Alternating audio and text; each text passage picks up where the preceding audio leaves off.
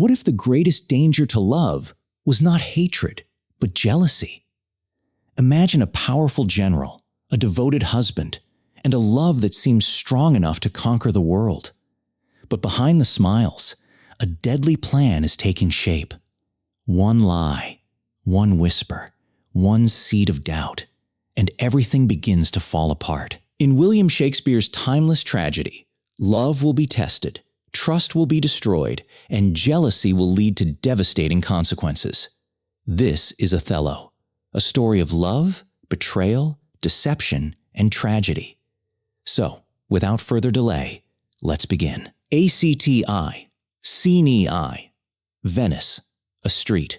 Enter Roderigo and Iago. Roderigo. Tush, never tell me. I take it much unkindly, that thou, Iago, who hast had my purse. As if the strings were thine, shouldst know of this. Iago. Splud, but you will not hear me. If ever I did dream of such a matter, abhor me. Roderigo. Thou toldst me thou didst hold him in thy hate. Iago. Despise me, if I do not. 3 great ones of the city, in personal suit to make me his lieutenant, off-capped to him. And, by the faith of man, I know my price. I am worth no worse a place. But he, as loving his own pride and purposes, evades them with a bombast circumstance, horribly stuffed with epithets of war, and, in conclusion, non-suits my mediators. For, certes, says he, I have already chose my officer. And what was he? Forsooth, a great arithmetician, one Michael Cassio, a Florentine, a fellow almost damned in a fair wife, that never set a squadron in the field, nor the division of a battle knows. More than a spinster, unless the bookish theoric wherein the togaed consuls can propose. As masterly as he, mere prattle, without practice, is all his soldiership. But he, sir, had the election, and I, of whom his eyes had seen the proof. At Rhodes, at Cyprus, and on other grounds, Christian and heathen must be beleed and calmed by debitor and creditor. This countercaster, he, in good time, must his lieutenant be, and I, God bless the mark, dot his more ships ancient. Roderigo. By heaven, I rather would have been his hangman. Iago. Why? There's no remedy. 'Tis the curse of service. Preferment goes by letter and affection, and not by old gradation, where each second stood heir to the first. Now, sir, be judge yourself, whether I in any just term am affined, to love the more. Roderigo. I would not follow him then. Iago. Oh, sir, content you. I follow him to serve my turn upon him. We cannot all be masters, nor all masters cannot be truly followed. You shall mark many a duteous and knee-crooking knave, that, doting on his own obsequious bondage, wears out his time, much like his master's ass, for nuffed but provender, and when he's old, cashiered. Whip me such honest knaves. Others there are, who, trimmed in forms and visages of duty, keep yet their hearts attending on themselves, and, throwing but shows of service on their lords, do well thrive by them and when they have lined their coats. Do themselves homage, these fellows have some soul, and such a one do I profess myself. For, sir, it is as sure as you are, Roderigo, were I the more, I would not be Iago. In following him, I follow but myself. Heaven is my judge, not I for love and duty, but seeming so, for my peculiar end. For when my outward action doth demonstrate the native act and figure of my heart. In compliment extern, 'tis not long after, but I will wear my heart upon my sleeve, for daws to peck at, I am not what I am. Roderigo. What a full fortune does the thick lips owe, if he can carry thus, Iago. Call up her father, rouse him, make after him, poison his delight, proclaim him in the streets, incense her kinsman, and, though he in a fertile climate dwell, plague him with flies. Though that his joy be joy, yet throw such changes of vexation on't as it may lose some color. Roderigo. Here is her father's house. I'll call aloud. I go. Do, with like timorous accent and dire yell as when, by night and negligence, the fire is spied in populous cities. Roderigo. What? Ho, Brabantio! Signor Brabantio! Ho, Iago! Awake! What? Ho, Brabantio! Thieves! Thieves! Thieves! Look to your house, your daughter and your bags. Thieves! Thieves! Brabantio appears above, at a window. Brabantio.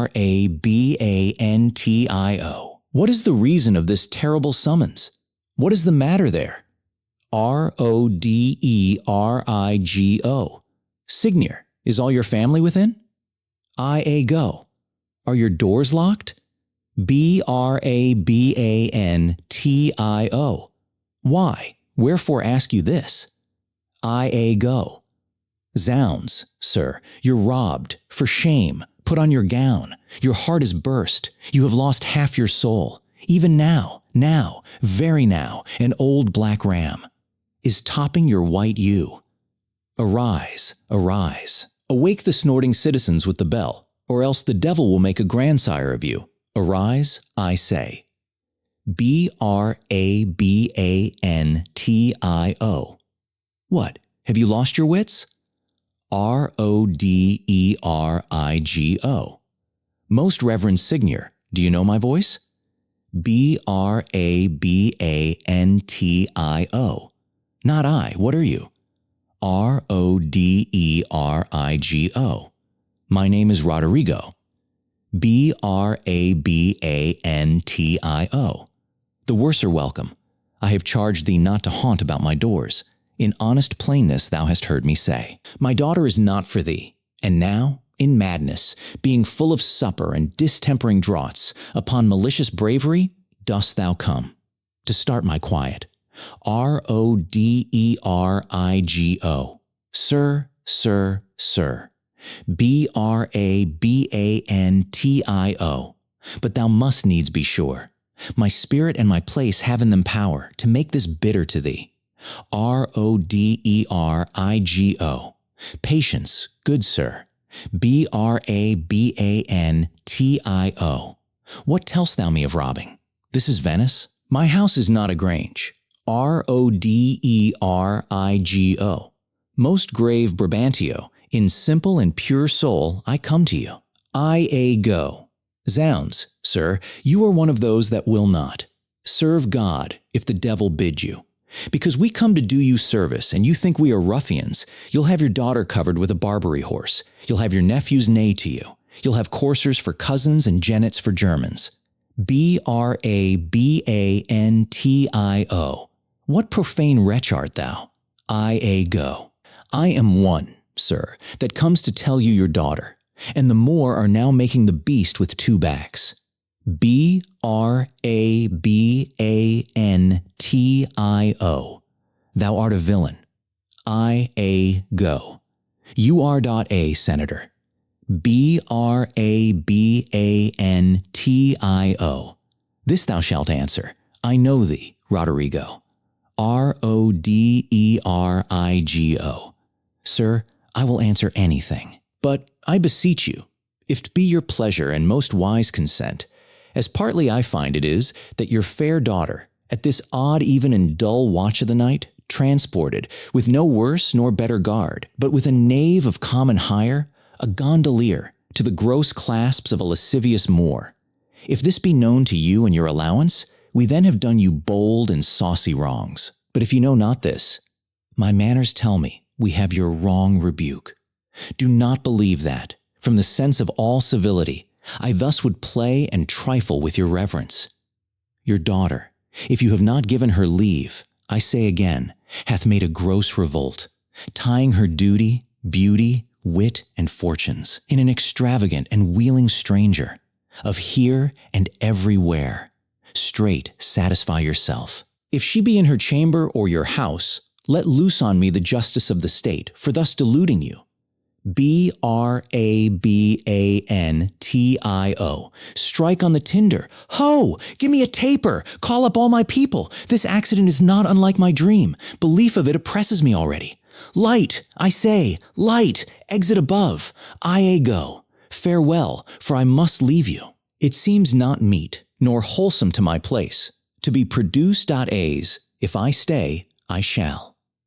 Against the Moor, for I do know the state, however this may gall him with some cheque, cannot with safety cast him, for he's embarked, with such loud reason to the Cyprus wars, which even now stand in act, that, for their souls, another of his fathom they have none to lead their business. In which regard, though I do hate him as I do hell pains, yet, for necessity of present life, I must show out a flag and sign of love, which is indeed but sign, that you shall surely find him, lead to the Sagittary, the raised search, and there will I be with him. So, farewell. Exit. Enter below. Brabantio, and servants with torches. Brabantio. It is too true and evil. Gone she is. And what's to come of my despised time is nuffed but bitterness. Now, Roderigo, where didst thou see her? O unhappy girl, with the Moor, say'st thou? Who would be a father? How didst thou know 'twas she?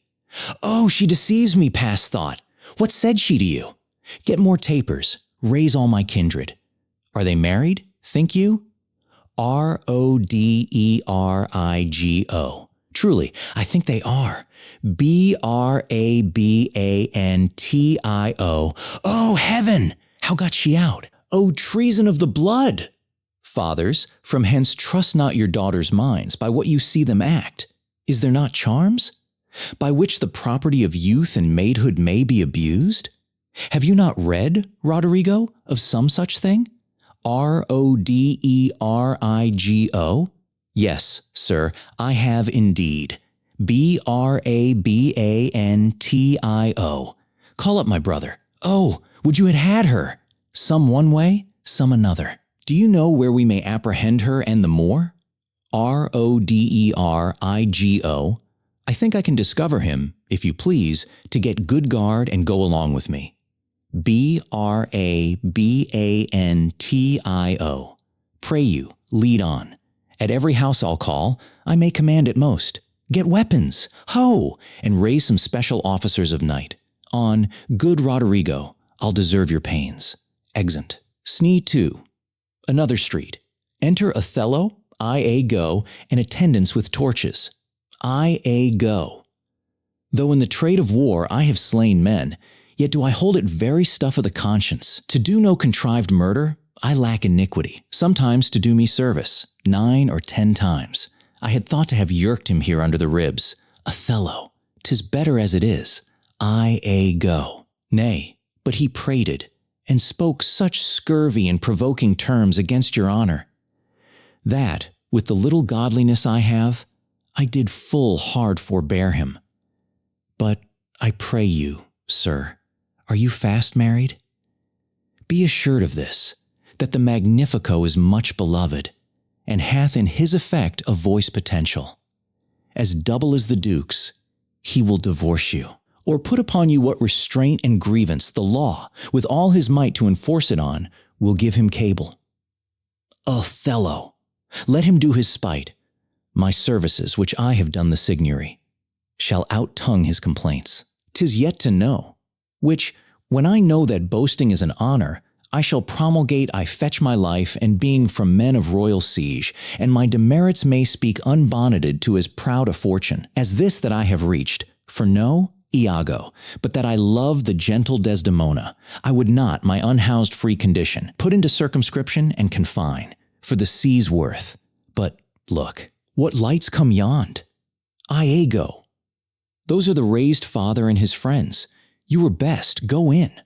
Othello. Not I must be found. My parts, my title, and my perfect soul shall manifest me rightly. Is it they? Iago. By Janus? I think no. Enter Cassio and certain officers with torches. Othello. the servants of the Duke, and my lieutenant. The goodness of the night upon you, friends. What is the news? Cassio. The Duke does greet you, General, and he requires your haste post-haste appearance, even on the instant. Othello. What is the matter, think you? Cassio. Something from Cyprus, as I may divine. It is a business of some heat.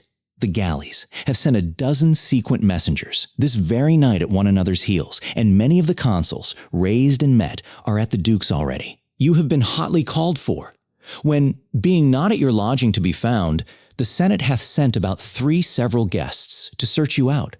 Othello, 'tis well I am found by you.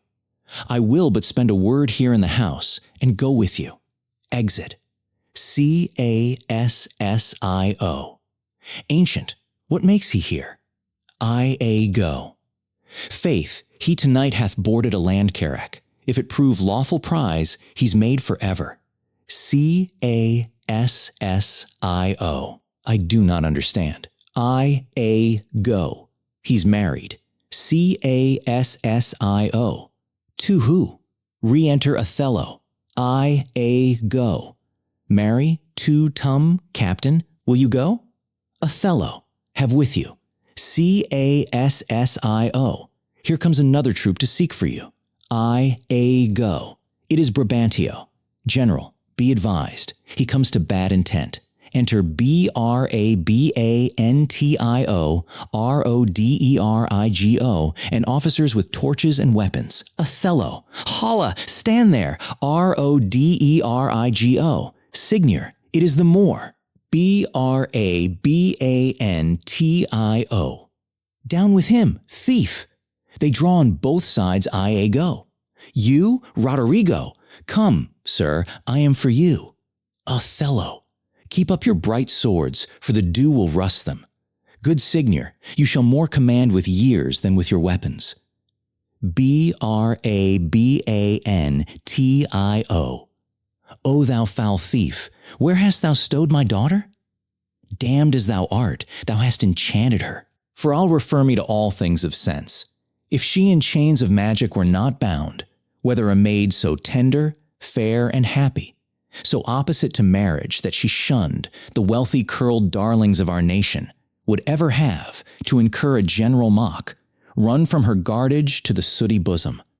Of such a thing as thou, to fear, not to delight. Judge me the world, if 'tis not gross in sense, that thou hast practiced on her with foul charms, abused her delicate youth with drugs or minerals, that weak in motion, I'll have disputed on. 'Tis probable and palpable to thinking. I therefore apprehend and do attach thee, for an abuser of the world, a practiser, of arts inhibited and out of warrant. Lay hold upon him. If he do resist, subdue him at his peril. Othello, hold your hands, both you of my inclining and the rest. Were it my cue to fight, I should have known it, without a prompter. Where will you that I go, to answer this your charge? Brabantio. To prison, till fit time. Of law and course of direct session, call thee to answer. Othello, what if I do obey? How may the Duke be therewith satisfied, whose messengers are here about my side, upon some present business of the state, to bring me to him? First officer, 'tis true, most worthy Signor, the Duke's in council and your noble self, I am sure, is sent for. Brabantio. How? The Duke in council, in this time of the night? Bring him away. Mine's not an idle cause. The Duke himself, or any of my brothers of the state, cannot but feel this wrong as 'twere their own. For if such actions may have passage free, bond slaves and pagans shall our statesmen be. Exeunt. CE3. A council chamber. The Duke and senators sitting at a table, officers attending. Duke of Venice. There is no composition in these news that gives them credit. First Senator. Indeed, they are disproportioned. My letters say 107 galleys. Duke of Venice. And mine, 140. Second Senator. And mine, 200. But though they jump not on a just account, As in these cases, where the aim reports, 'tis oft with difference yet, do they all confirm a Turkish fleet and bearing up to Cyprus. Duke O.F. Venice. Nay, it is possible enough to judgment. I do not so secure me in the error, but the main article I do approve in fearful sense. Sailor, what? Ho, what? Ho, what? Ho, first officer! A messenger from the galleys. Enter a sailor. Duke O.F. Venice. Now, what's the business? Sailor. The Turkish preparation makes for Rhodes, so as I bid report here to the state. By Signor Angelo. Duke O.F. Venice. How say you by this change? First Senator. This cannot be, by no assay of reason. 'Tis a pageant to keep us in false gaze. When we consider the importancy of Cyprus to the Turk, and let ourselves again but understand that as it more concerns the Turk than Rhodes, so may he with more facile question bear it, for that it stands not in such warlike brace, but altogether lacks the abilities. That Rhodes is dressed in. If we make thought of this, we must not think the Turk is so unskillful. To leave that latest which concerns him first, neglecting an attempt of ease and gain to wake and wage a danger profitless. Duke O.F. Venice. Nay, in all confidence, he's not for Rhodes. First officer. Here is more news. Enter a messenger.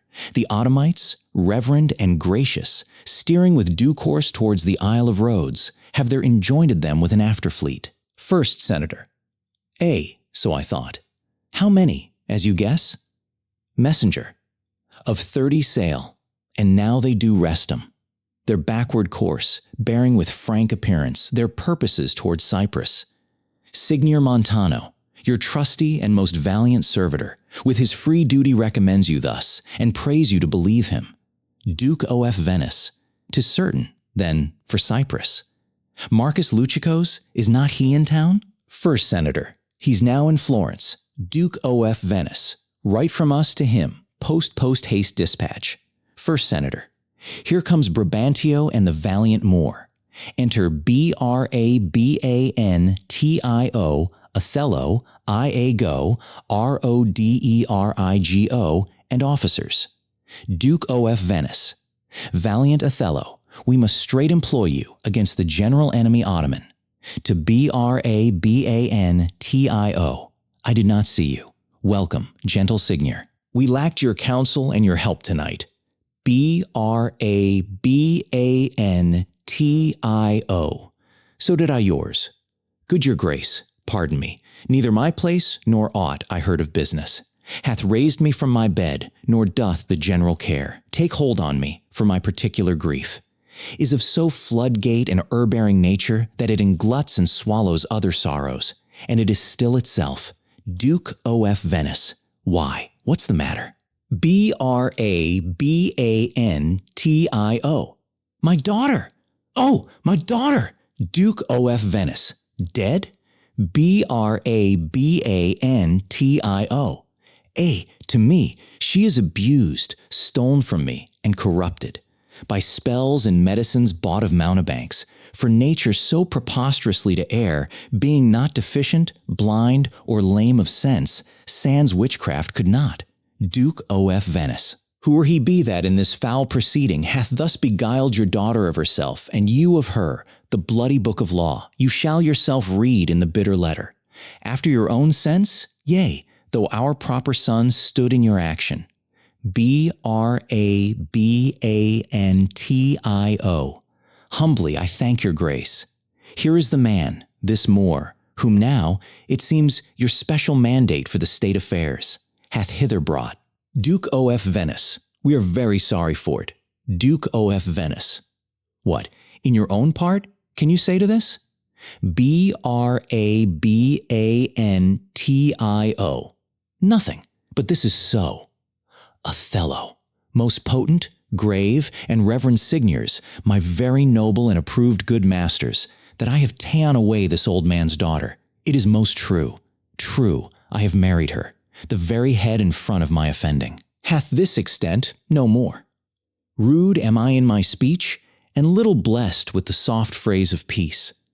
For since these arms of mine had 7 years' pith, Till now some 9 moons wasted, they have used their dearest action in the tented field, and little of this great world can I speak, more than pertains to feats of broil and battle, and therefore little shall I grace my cause, in speaking for myself.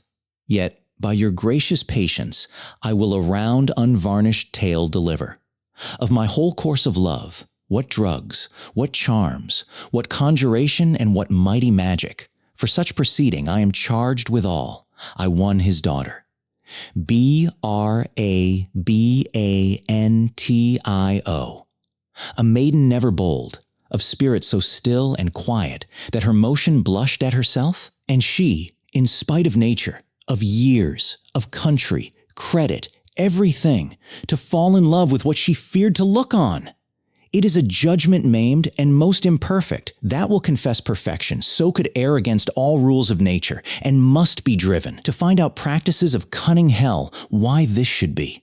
I therefore vouch again, that with some mixtures powerful o'er the blood, or with some dram conjured to this effect, he wrought upon her. Duke of Venice. To vouch this is no proof without more wider and more overt test than these thin habits and poor likelihoods of modern seeming do prefer against him. First, Senator. But, Othello, speak. Did you by indirect and forced courses subdue and poison this young maid's affections? Or came it by request and such fair question? As soul to soul affordeth? Othello! I do beseech you, send for the lady to the Sagittary, and let her speak of me before her father. If you do find me foul in her report, the trust, the office I do hold of you, not only take away, but let your sentence even fall upon my life. Duke of Venice, fetch Desdemona hither. Othello. Ancient, conduct them. You best know the place. Exeunt I go in attendance. And, till she come, as truly as to heaven, I do confess the vices of my blood. So justly to your grave ears I'll present how I did thrive in this fair lady's love, and she in mine. Duke of Venice. Say it, Othello. Othello. Her father loved me, oft invited me, still questioned me the story of my life, from year to year, the battles, sieges, fortunes that I have passed. I ran it through, even from my boyish days, to the very moment that he bade me tell it, wherein I spake of most disastrous chances, of moving accidents by flood and field, of hairbreadth scapes I the imminent deadly breach, of being taken by the insolent foe, and sold to slavery, of my redemption thence, and portents in my travels' history, wherein of antries vast and deserts idle, rough quarries, rocks and hills whose heads touch heaven. It was my hint to speak. Such was the process, and of the cannibals that each other eat, the anthropophagi and men whose heads do grow beneath their shoulders. This to hear would Desdemona seriously incline, but still the house affairs would draw her thence, which ever as she could with haste dispatch, she'll come again, and with a greedy ear devour up my discourse, which I observing, took once a pliant hour, and found good means to draw from her a prayer of earnest heart, that I would all my pilgrimage dilate, whereof by parcels she had something heard, but not intentively. I did consent, and often did beguile her of her tears, when I did speak of some distressful stroke, that my youth suffered. My story being done, she gave me for my pains a world of sighs. She swore, in faith, 'twas strange, 'twas passing strange, 'twas pitiful, 'twas wondrous pitiful. She wished she had not heard it, yet she wished that heaven had made her such a man. She thanked me, and bade me, if I had a friend that loved her, I should but teach him how to tell my story, and that would woo her. Upon this hint I spake. She loved me for the dangers I had passed, and I loved her that she did pity them. This only is the witchcraft I have used. Here comes the lady. Let her witness it. Enter Desdemona, Iago, and attendants. Duke of Venice. I think this tale would win my daughter too. Good Brabantio, take up this mangled matter at the best. Men do their broken weapons rather use than their bare hands. Brabantio. I pray you, hear her speak. If she confess that she was half the wooer, destruction on my head, if my bad blame. light on the man. Come hither, gentle mistress. Do you perceive in all this noble company where most you owe obedience? Desdemona. My noble father, I do perceive here a divided duty. To you I am bound for life and education. My life and education both do learn me how to respect you. You are the lord of duty.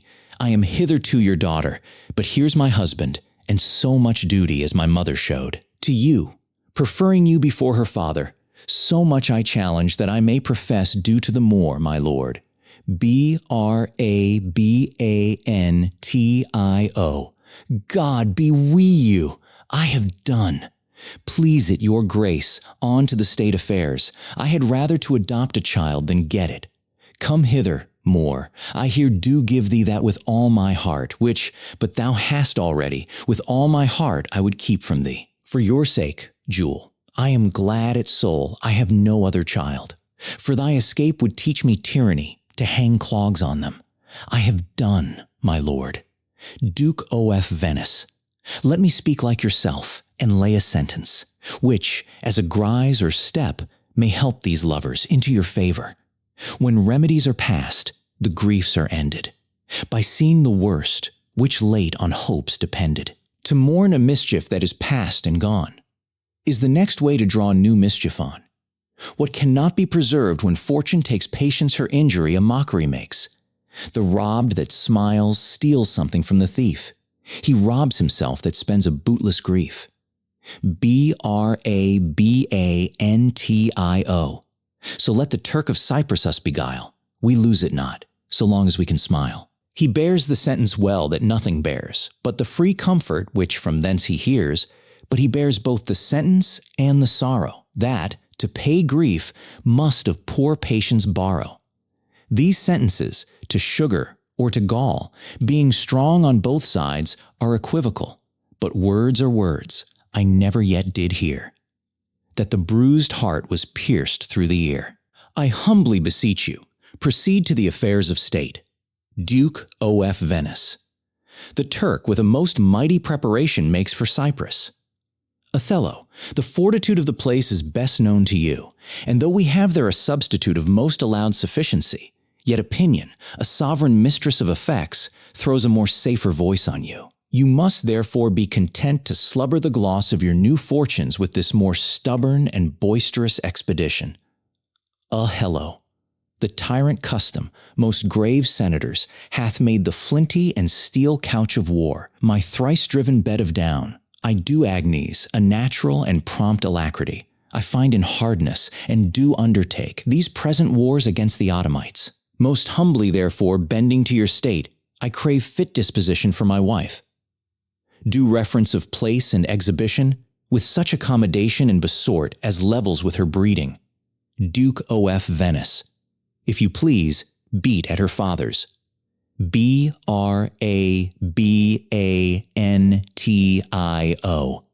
I'll not have it so. Othello. Nor I. Desdemona. Nor I. I would not there reside, to put my father in impatient thoughts by being in his eye. Most gracious Duke, to my unfolding lend your prosperous ear, and let me find a charter in your voice to assist my simpleness. Duke of Venice. What would you, Desdemona? Desdemona, that I did love the more to live with him, my downright violence and storm of fortunes, may trumpet to the world, my heart subdued, even to the very quality of my lord. I saw Othello's visage in his mind, and to his honor and his valiant parts did I my soul and fortunes consecrate. So that, dear lords, if I be left behind, a moth of peace, and he go to the war, the rights for which I love him are bereft me, and I a heavy interim shall support. By his dear absence, let me go with him. Othello, let her have your voices. Vouch with me, heaven, I therefore beg it not, to please the palate of my appetite, nor to comply with heat the young affects, in me defunct and proper satisfaction, but to be free and bounteous to her mind, and heaven defend your good souls, that you think I will your serious and great business scant, for she is with me. No, when light-winged toys, a feathered Cupid seal with wanton dullness, my speculative and officed instruments, that my disports corrupt and taint my business, let housewives make a skillet of my helm, and all indine and base adversities. Make head against my estimation, Duke O.F. Venice. Be it as you shall privately determine, either for her stay or going. The affair cries haste, and speed must answer it. First Senator, you must away tonight. Othello. With all my heart, Duke O.F. Venice. At 9 the morning here, we'll meet again. Othello, leave some officer behind, and he shall our commission bring to you, with such things else of quality and respect as doth import you. O Thesallo, so please your grace, my ancient. A man he is of honest and trust. To his conveyance I assign my wife, with what else needful your good grace shall think, to be sent after me, Duke O.F. Venice. Let it be so. Good night to every one. To Brabantio. And, noble Signor, if virtue no delighted, beauty lack, your son-in-law is far more fair than black. First Senator, adieu, brave Moor, use Desdemona well. Brabantio. Look to her, Moor, if thou hast eyes to see. She has deceived her father, and may thee. Exeunt Duke O.F. Venice, senators, officers, and see Othello. My life upon her faith. Honest Iago, my Desdemona must I leave to thee.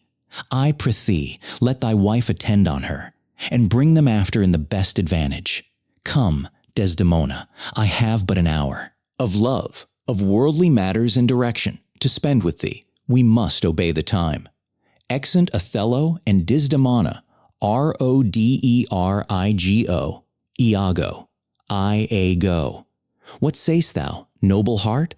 Roderigo. What will I do, thinkest thou? Iago. Why, go to bed and sleep. Roderigo. I will incontinently drown myself. Iago. If thou dost, I shall never love thee after. Why, thou silly gentleman? Roderigo. It is silliness to live when to live is torment. And, then have we a prescription to die when death is our physician? Iago. O villainous!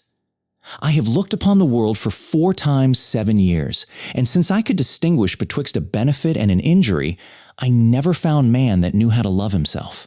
Ere I would say, I would drown myself for the love of a guinea hen. I would change my humanity with a baboon. Roderigo. What should I do? I confess it is my shame to be so fond, but it is not in my virtue to amend it. Iago. Virtue a fig! 'Tis in ourselves that we are thus, or thus. Our bodies are our gardens, to the which our wills are gardeners, so that if we will plant nettles, or sow lettuce, set hyssop, and weed up thyme, supply it with one gender of herbs, or distract it with many, either to have it sterile, with idleness, or manured with industry, why, the power and corrigible authority of this lies in our wills. If the balance of our lives had not one scale of reason to poise another of sensuality, the blood and baseness of our natures would conduct us to most preposterous conclusions, but we have reason to cool our raging motions, our carnal stings, our unbidden lusts, whereof I take this that. You call love to be a sect or scion. Roderigo. It cannot be. Iago. It is merely a lust of the blood and a permission of the will. Come, be a man. Drown thyself, drown cats and blind puppies. I have professed me thy friend, and I confess me knit to thy deserving with cables of perdurable toughness. I could never better stead thee than now. Put money in thy purse, follow thou the wars, defeat thy favor with an usurped beard. I say, put money in thy purse. It cannot be that Desdemona should long continue her love to the Moor. Put money in thy purse. Nor he his to her. It was a violent commencement, and thou shalt see an answerable sequestration : put but money in thy purse. These Moors are changeable in their wills. Fill thy purse with money, the food. That to him now is as luscious as locusts, shall be to him shortly as bitter as coloquintida. She must change for youth. When she is sated with his body, she will find the error of her choice. She must have change. She must, therefore, put money in thy purse. If thou wilt needs damn thyself, do it a more delicate way than drowning. Make all the money thou canst, if sanctimony and a frail vow betwixt. An erring barbarian and a supersubtle Venetian not too hard for my wits and all the tribe of hell, thou shalt enjoy her, therefore make money. A pox of drowning thyself. It is clean out of the way. Seek thou rather to be hanged in compassing thy joy than to be drowned and go without her. Roderigo. Wilt thou be fast to my hopes, if I depend on the issue? Go. Thou art sure of me, go. Make money, I have told thee often, and I retell thee again and again. I hate the more. My cause is hearted. Thine hath no less reason. Let us be conjunctive in our revenge against him. If thou canst cuckold him, thou dost thyself a pleasure, me a sport. There are many events in the womb of time which will be delivered. Traverse, go, provide thy money. We will have more of this tomorrow. Adieu. Roderigo. Where shall we meet I the morning? Go. At my lodging. Roderigo. I'll be with thee betimes. Go. Go to, farewell. Do you hear, Roderigo? Roderigo. What say you? Go. No more of drowning. Do you hear? Roderigo. I am changed. I'll go sell all my land. Exit. Go. Thus do I ever make my fool my purse. For I mine own gained knowledge should profane, if I would time expend with such a snipe. But for my sport and profit, I hate the more, and it is thought abroad, that twixt my sheets he has done my office. I know not if be true, but I, for mere suspicion in that kind, will do as if for surety. He holds me well, the better shall my purpose work on him. Cassio's a proper man. Let me see now, to get his place and to plume up my will. In double knavery. How? Let's see, after some time, to abuse Othello's ear, that he is too familiar with his wife. He hath a person and a smooth dispose. To be suspected, framed to make women false. The Moor is of a free and open nature, that thinks men honest that, but seem to be so, and will as tenderly be led by the nose. As asses are. I have't. It is engendered. Hell and night must bring this monstrous birth to the world's light. Exit. Go. O gentle lady, do not put me to't, for I am nothing if not critical. Desdemona. Come on, assay. There's one gone to the harbor? Go. I, madam, Desdemona. I am not merry, but I do beguile. The thing I am, by seeming otherwise. Come, how wouldest thou praise me? Go. I am about it, but indeed my invention comes from my pate as birdlime does from fries. It plucks out brains and all. But my muse labors, and thus she is delivered. If she be fair and wise, fairness and wit, the one's for use, the other use that. Desdemona. Well praised! How if she be black and witty? Go. If she be black, and there to have a wit, she'll find a white that shall her blackness fit. Desdemona. Worse and worse. Emilia. How if fair and foolish? Go. She never yet was foolish, that was fair, for even her folly helped her to an heir. Desdemona. These are old fond paradoxes to make fools laugh by the alehouse. What miserable praise hast thou for her that's foul and foolish? Go. There's none so foul and foolish thereunto, but does foul pranks which fair and wise ones do. Desdemona! O heavy ignorance! Thou praisest the worst best. But what praise couldst thou bestow on a deserving woman indeed, one that, in the authority of her merit, did justly put on the vouch of very malice itself? Go.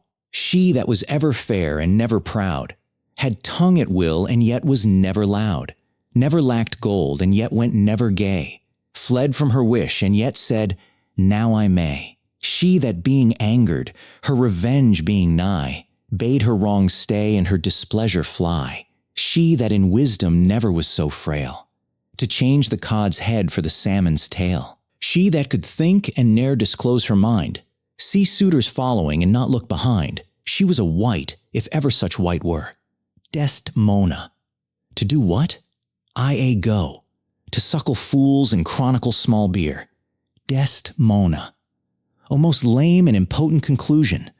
Do not learn of him, Emilia, though he be thy husband. How say you, Cassio? Is he not a most profane and liberal counselor? Cassio. He speaks home, madam. You may relish him more in the soldier than in the scholar. Go. He takes her by the palm. Well said, whisper. With as little a web as this will I ensnare as great a fly as Cassio. Smile upon her, do. I will guide thee in thine own courtship. You say true. 'Tis so. Indeed, if such tricks as these strip you out of your lieutenantry, it had been better you had not kissed your 3 fingers so oft, which now again you are most apt to play the sir in. Very good, well kissed, an excellent courtesy. 'Tis so, indeed. Yet again your fingers, to your lips? Would they were clyster pipes for your sake? Trumpet within, the more. I know his trumpet. Cassio. 'Tis truly so. Desdemona. Let's meet him and receive him. Cassio. Lo, where he comes. Enter Othello and attendants. Othello. O my fair warrior! Desdemona. My dear Othello. Othello. It gives me wonder great is my content, to see you here before me. O my soul's joy!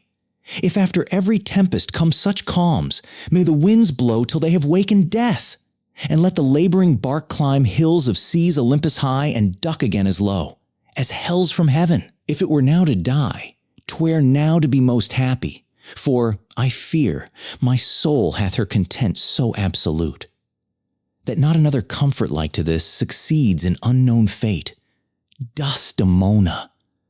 The heavens forbid, but that our loves and comforts should increase, even as our days do grow. Othello, amen to that. Sweet powers, I cannot speak enough of this content. It stops me here. It is too much of joy. And this, the greatest discords be. Kissing her, that ere our hearts shall make. Go. Oh, you are well tuned now. But I'll set down the pegs that make this music as honest as I am. Othello. Come, let us to the castle. News, friends, our wars are done, the Turks are drowned. How does my old acquaintance of this isle? Honey, you shall be well desired in Cyprus. I have found great love amongst them. Oh, my sweet, I prattle out of fashion, and I dote. In mine own comforts. I prithee, good Iago, go to the bay and disembark my coffers. Bring thou the master to the citadel. He is a good one, and his worthiness does challenge much respect. Come, Desdemona, once more, well met at Cyprus. Exeunt Othello, Desdemona, and attendants.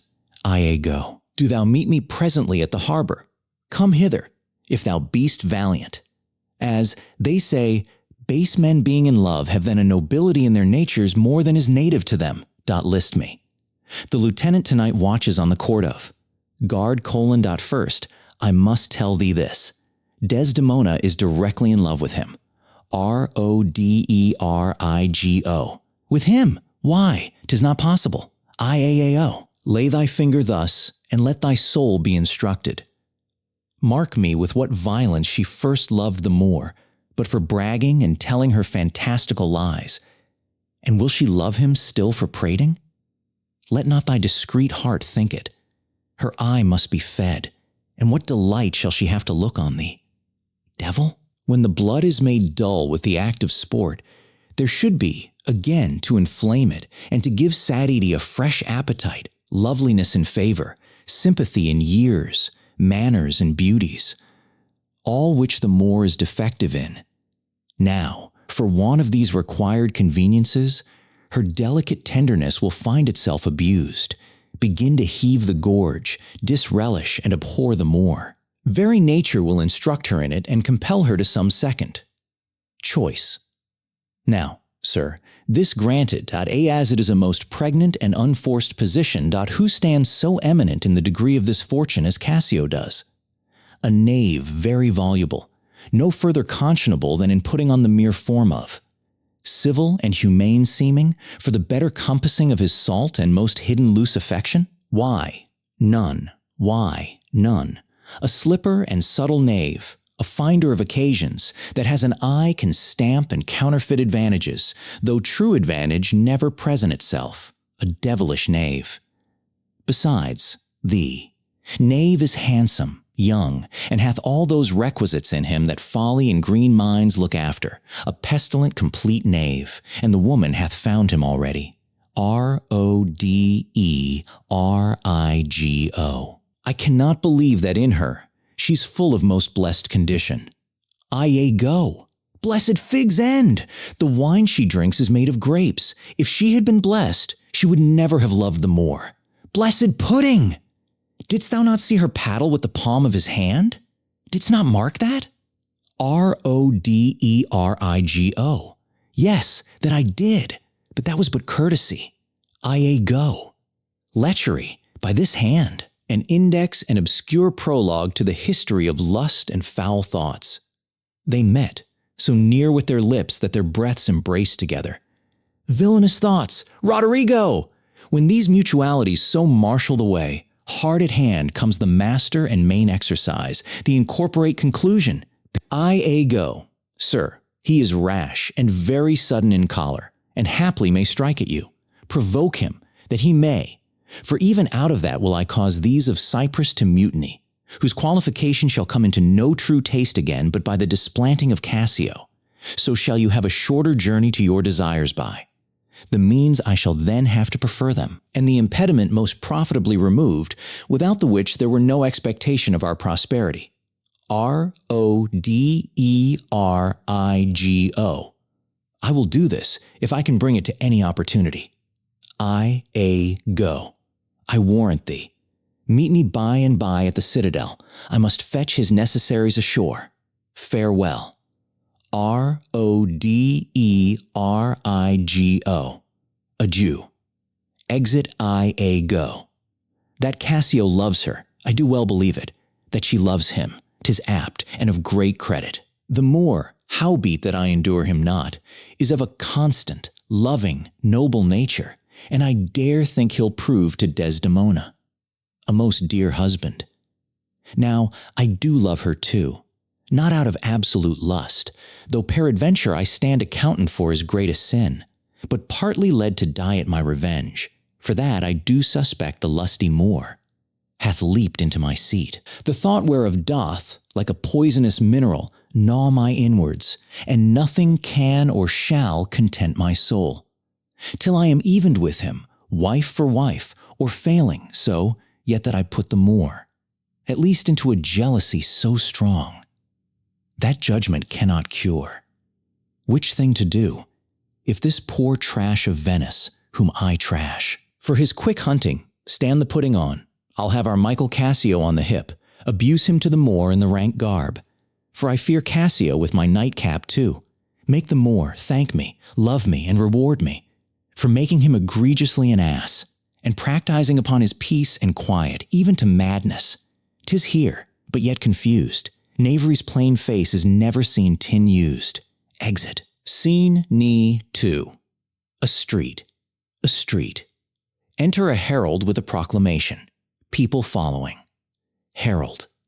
It is Othello's pleasure, our noble and valiant general, that, upon certain tidings now arrived, importing the mere perdition of the Turkish fleet, every man put himself into triumph. Some to dance, some to make bonfires, each man to what sport and revels his addiction leads him. For, besides these beneficial news, it is the celebration of his nuptial.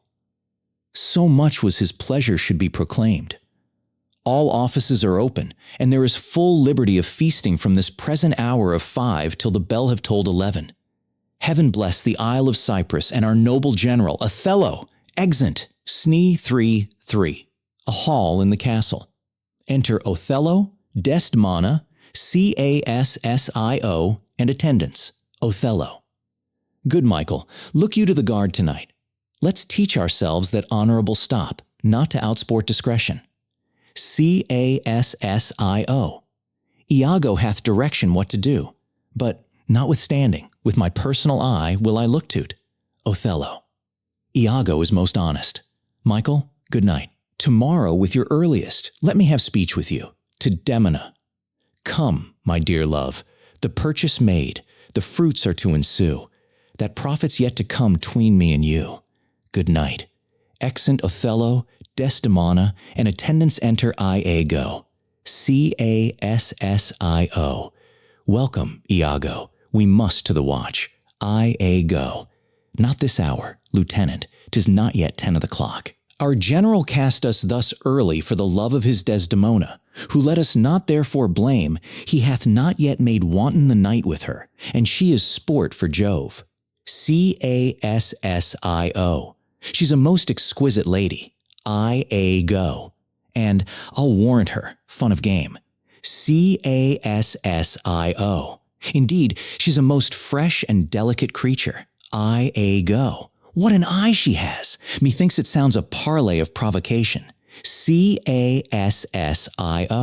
An inviting eye, and yet methinks right modest. Iago. And when she speaks, is it not an alarum to love? Cassio. She is indeed perfection. Iago. Well, happiness to their sheets. Come, Lieutenant, I have a stup of wine, and here without are a brace of Cyprus gallants that would fain have a measure to the health of Black Othello. Cassio. Not tonight, good Iago. I have very poor and unhappy brains for drinking. I could well wish courtesy would invent some other custom of entertainment. Iago. Oh, they are our friends, but one cup. I'll drink for you. Cassio. I have drunk but one cup tonight, and that was craftily qualified too, and, behold, what innovation it makes here. I am unfortunate in the infirmity, and dare not task my weakness with any more. Iago. What, man! 'Tis a night of revels. The gallants desire it. Cassio. Where are they? Iago. Here at the door. I pray you, call them in. Cassio.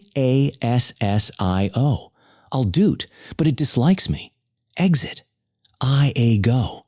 If I can fasten but one cup upon him with that which he hath drunk tonight already, he'll be as full of quarrel and offence as my young mistress dog. Now, my sick fool Roderigo, whom love hath turned almost the wrong side out, to Desdemona hath tonight caroused potations pottle deep, and he's to watch 3 lads of Cyprus, noble swelling spirits, that hold their honors in a wary distance, the very elements of this warlike isle, have I tonight flustered with flowing cups, and they watch too. Now, mongst this flock of drunkards, am I to put our Cassio in some action?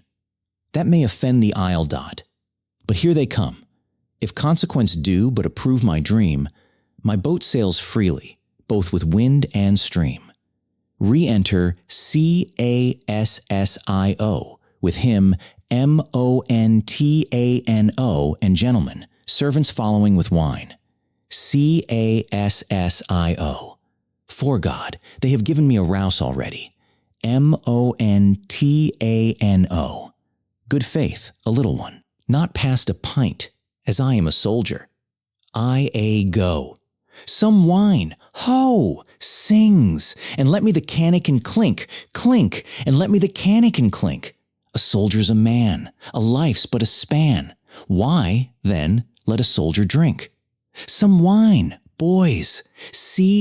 Cassio. 'Fore God, an excellent song. Iago. I learned it in England, where, indeed, they are most potent in potting. Your Dane, your German, and your swag-bellied Hollander drink, ho, are nothing to your English. Cassio.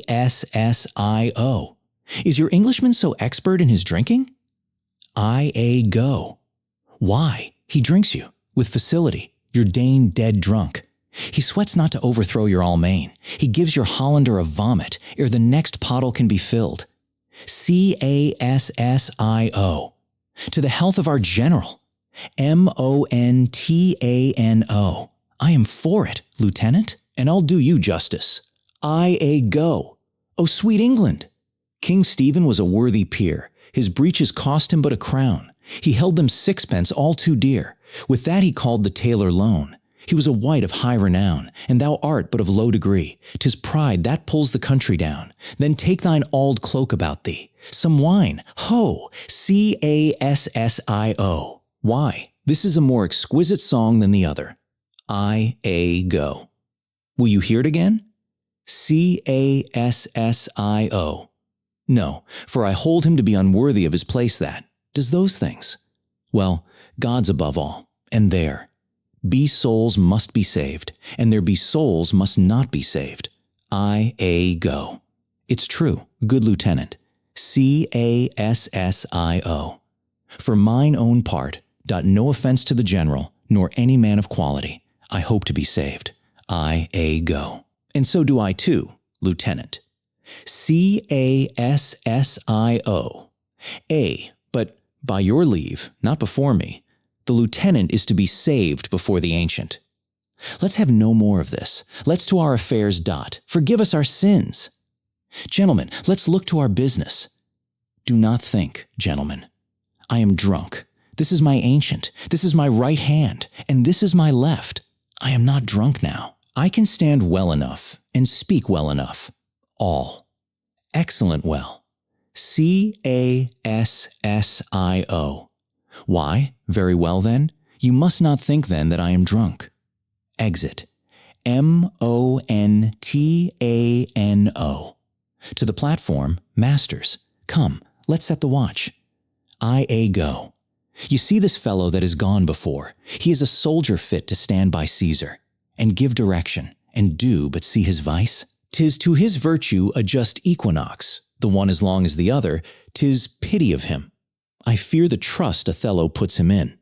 On some odd time of his infirmity will shake this island. Montano. But is he often thus? Go. 'Tis evermore the prologue to his sleep. He'll watch the horologe a double set, if drink rock not his cradle. Montano. It were well. The general were put in mind of it. Perhaps he sees it not, or his good nature prizes the virtue that appears in Cassio, and looks not on his evils. Is not this true? Enter Rodericasio. You rogue, you rascal. Montano. What's the matter, Lieutenant? Cassio. A knave teach me my duty. I'll beat the knave into a twiggin bottle. Roderigo. Beat me. Cassio. Dost thou prate, rogue? Striking Roderigomontano. Nay, good Lieutenant, staying him. I pray you, sir, hold your hand. Cassio. Let me go, sir, or I'll knock you o'er the mazzard. Montano. Come, come, you're drunk. Cassio. Drunk. They fight Go. Away, I say, go out and cry a mutiny. Exit Roderigo. Nay, good Lieutenant, Alice, gentlemen. Help. Ho, Lieutenant, Sir, help, masters. Here's a goodly watch indeed. Bell rings. Who's that which rings the bell? Diablo, ho! The town will rise. God's will. Lieutenant, hold! You will be shamed forever. Re-enter Othello and attendants. Hold, hold. What is the matter here? Montano. Zounds, I bleed still. I am hurt to the death. Faints. Hold, for your lives. I go. Hold, ho. Lieutenant.Sir Montano.Gentleman, have you forgot all sense of place and duty? Hold, the general speaks to you. Hold for shame. Hold, why, how now? Ho, from whence ariseth this? Are we turned, Turks, and to ourselves do that, which heaven hath forbid the Ottomites? For Christian shame, put by this barbarous brawl, he that stirs next to carve for his own rage, holds his soul light, he dies upon his motion. Silence that dreadful bell, it frights the isle from her propriety. What is the matter, masters? Honest Iago, that looks dead with grieving, speak, who began this? On thy love I charge thee. I go. I do not know. Friends all, but now, even now, in quarter, and in terms like bride and groom, divesting them for bed, and then, but now. As if some planet had unwitted men's swords out, and tilting one at other's breast, in opposition bloody. I cannot speak. Any beginning to this peevish odds, and would in action glorious I had lost. Those legs that brought me to a part of it. Othello. How comes it, Michael, you are thus forgot? Cassio. I pray you, pardon me, I cannot speak. Othello. Worthy Montano, you were wont be civil, the gravity and stillness of your youth. The world hath noted, and your name is great, in mouths of wisest censure. What's the matter, that you unlace your reputation thus, and spend your rich opinion for the name of a night brawler? Give me answer to it. Montano. Worthy Othello, I am hurt to danger. Your officer, Iago, can inform you. While I spare speech, which something now offends me, of all that I do know, nor know I ought, by me that's said or done amiss this night, unless self-charity be sometimes a vice, and to defend ourselves it be a sin, when violence assails us. Olo. Now, by heaven, my blood begins my safer guides to rule, and passion, having my best judgment collied, essays to lead the way. If I once stir, or do but lift this arm, the best of you shall sink in my rebuke. Give me to know how this foul rout began, who set it on, and he that is approved in this offense, though he had twinned with me, both at a birth, shall lose me. What? In a town of war, yet wild, the people's hearts brimful of fear, to manage private and domestic quarrel, in night and on the court and guard of safety. 'Tis monstrous. Iago, who began't? Montano. If partially affined, or leagued in office, thou dost deliver more or less than truth. Thou art no soldier. I go. Touch me not so near. I had rather have this tongue cut from my mouth, than it should do offense to Michael Cassio.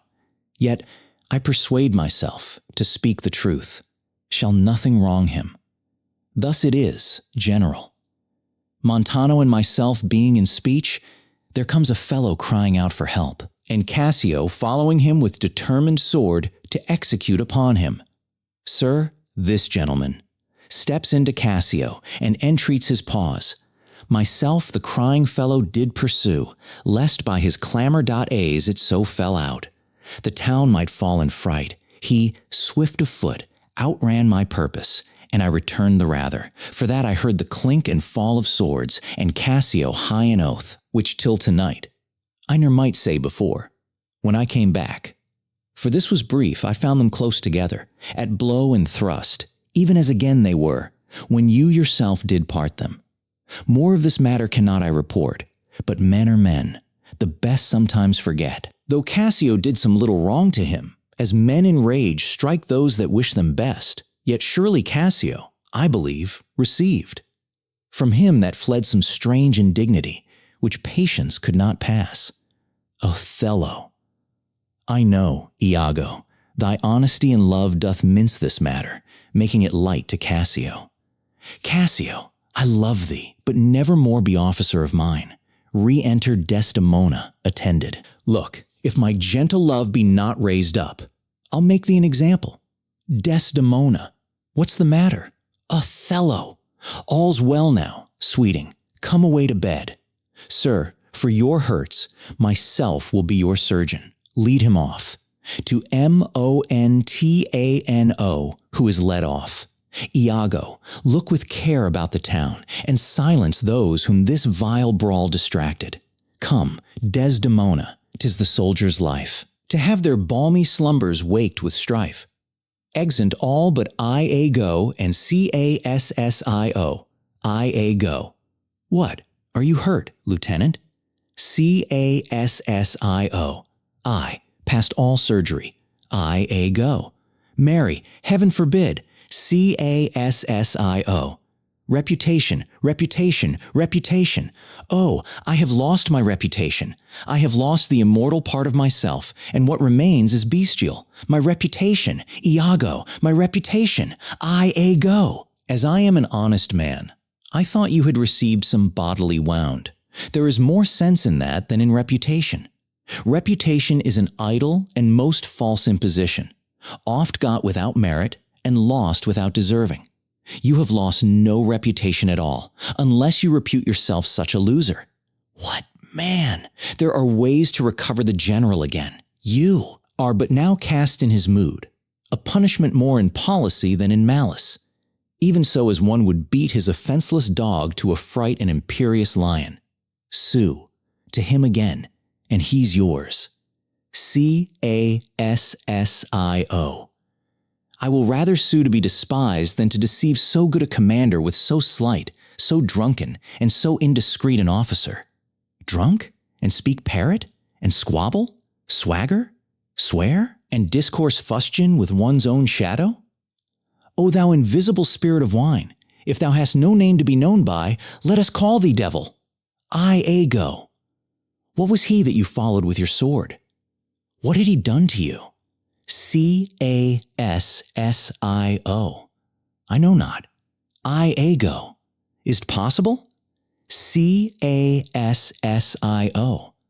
I remember a mass of things, but nothing distinctly, a quarrel, but nothing wherefore. O God, that men should put an enemy in their mouths to steal away their brains, that we should, with joy, pleasance, revel, and applause, transform ourselves into beasts. Iago. Why? But you are now well enough. How came you thus? Recovered? Cassio. It hath pleased the devil drunkenness to give place to the devil wrath. One unperfectness shows me another, to make me frankly despise myself. Iago. Come, you are too severe a moraler. As the time, the place, and the condition of this country stands, I could heartily wish this had not befallen. But, since it is as it is, mend it for your own good. Cassio. I will ask him for my place again. He shall tell me I am a drunkard.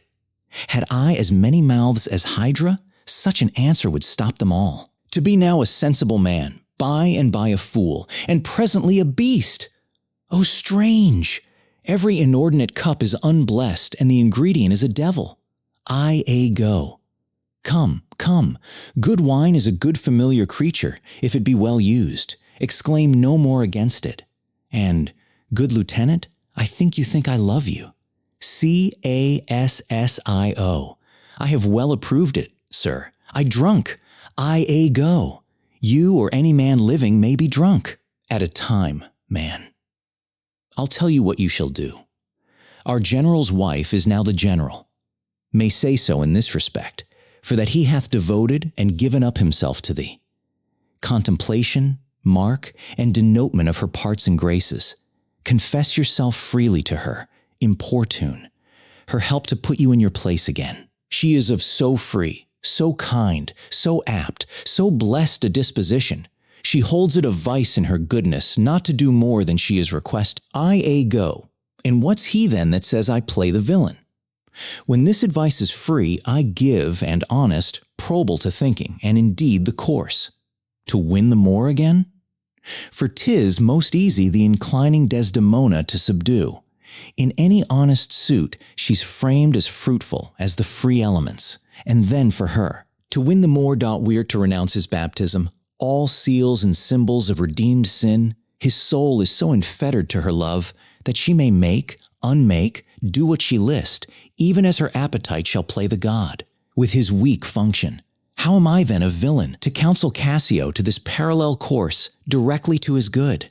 Divinity of hell! When devils will the blackest sins put on, they do suggest at first with heavenly shows, as I do now, for whiles this honest fool plies Desdemona to repair his fortunes, and she for him pleads strongly to the Moor, I'll pour this pestilence into his ear, that she repeals him for her body's lust, and by how much she strives to do him good, she shall undo her credit with the Moor. So will I turn her virtue into pitch, and out of her own goodness make the net, that shall enmesh them all. Re-enter Roderigo. How now, Roderigo? Roderigo. I do follow here in the chase, not like a hound that hunts, but one that fills up the cry.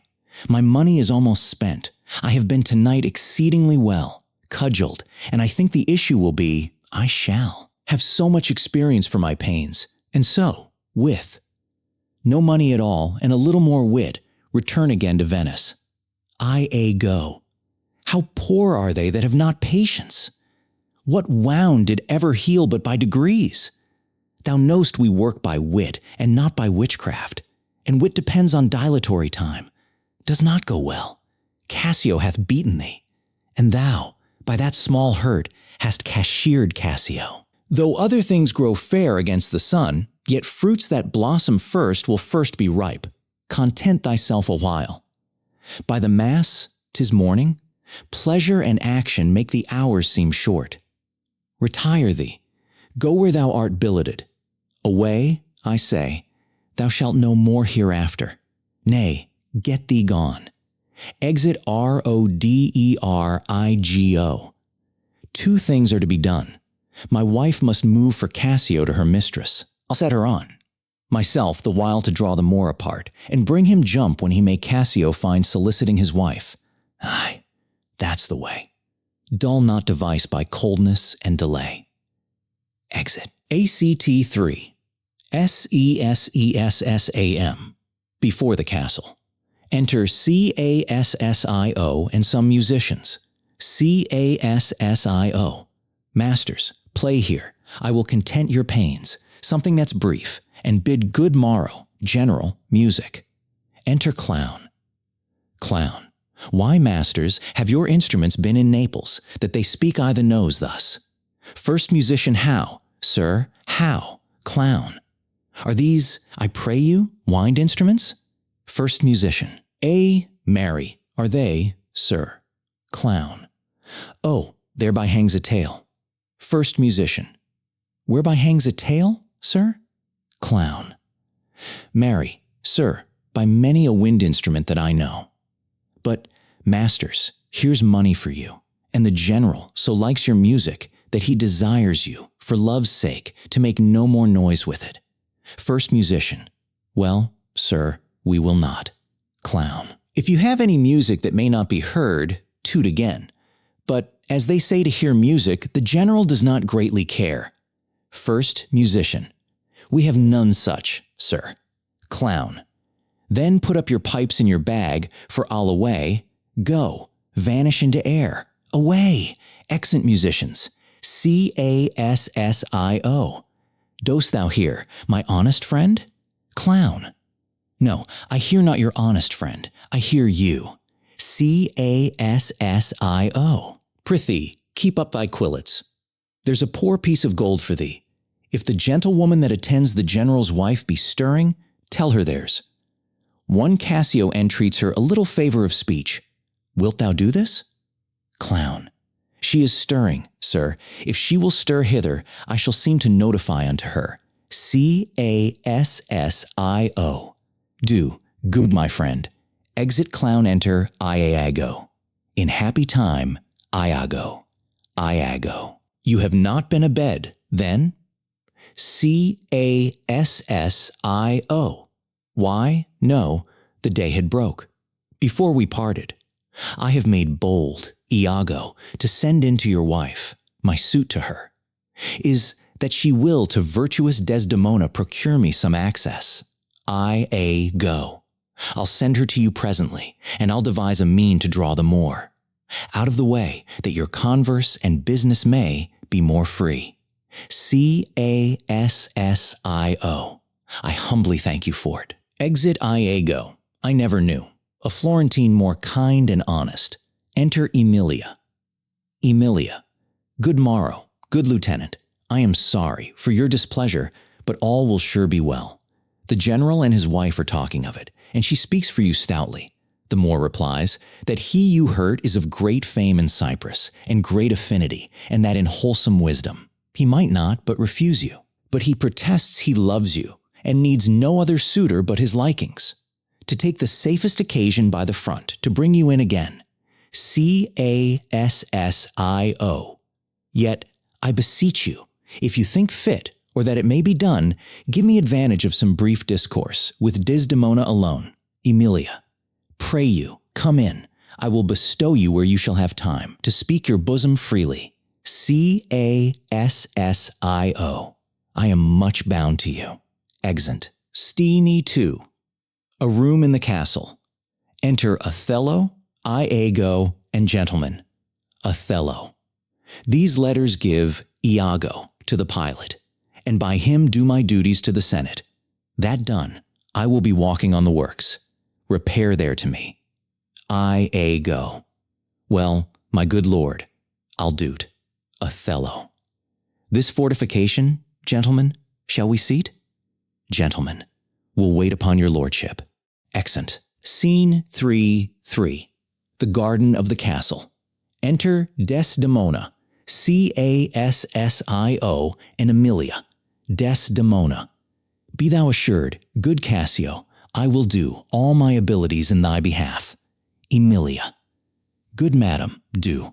I warrant it grieves my husband, as if the case were his. Desdemona. Oh, that's an honest fellow. Do not doubt, Cassio, but I will have my lord and you again, as friendly as you were. Cassio. Bounteous madam, whatever shall become of Michael Cassio, he's never anything but your true servant. Desdemona. I note, I thank you. You do love my lord. You have known him long, and be you well assured, he shall in strangeness stand no further off than in a polite distance. Cassio. But, lady, that policy may either last so long, or feed upon such nice and waterish diet, or breed itself so out of circumstance, that, I being absent and my place supplied, my general will forget my love and service. Desdemona. Do not doubt that, before Emilia here. I give thee warrant of thy place. Assure thee, if I do vow a friendship, I'll perform it. To the last article, my lord shall never rest. I'll watch him tame and talk him out of patience. His bed shall seem a school, his board a shrift. I'll intermingle everything he does.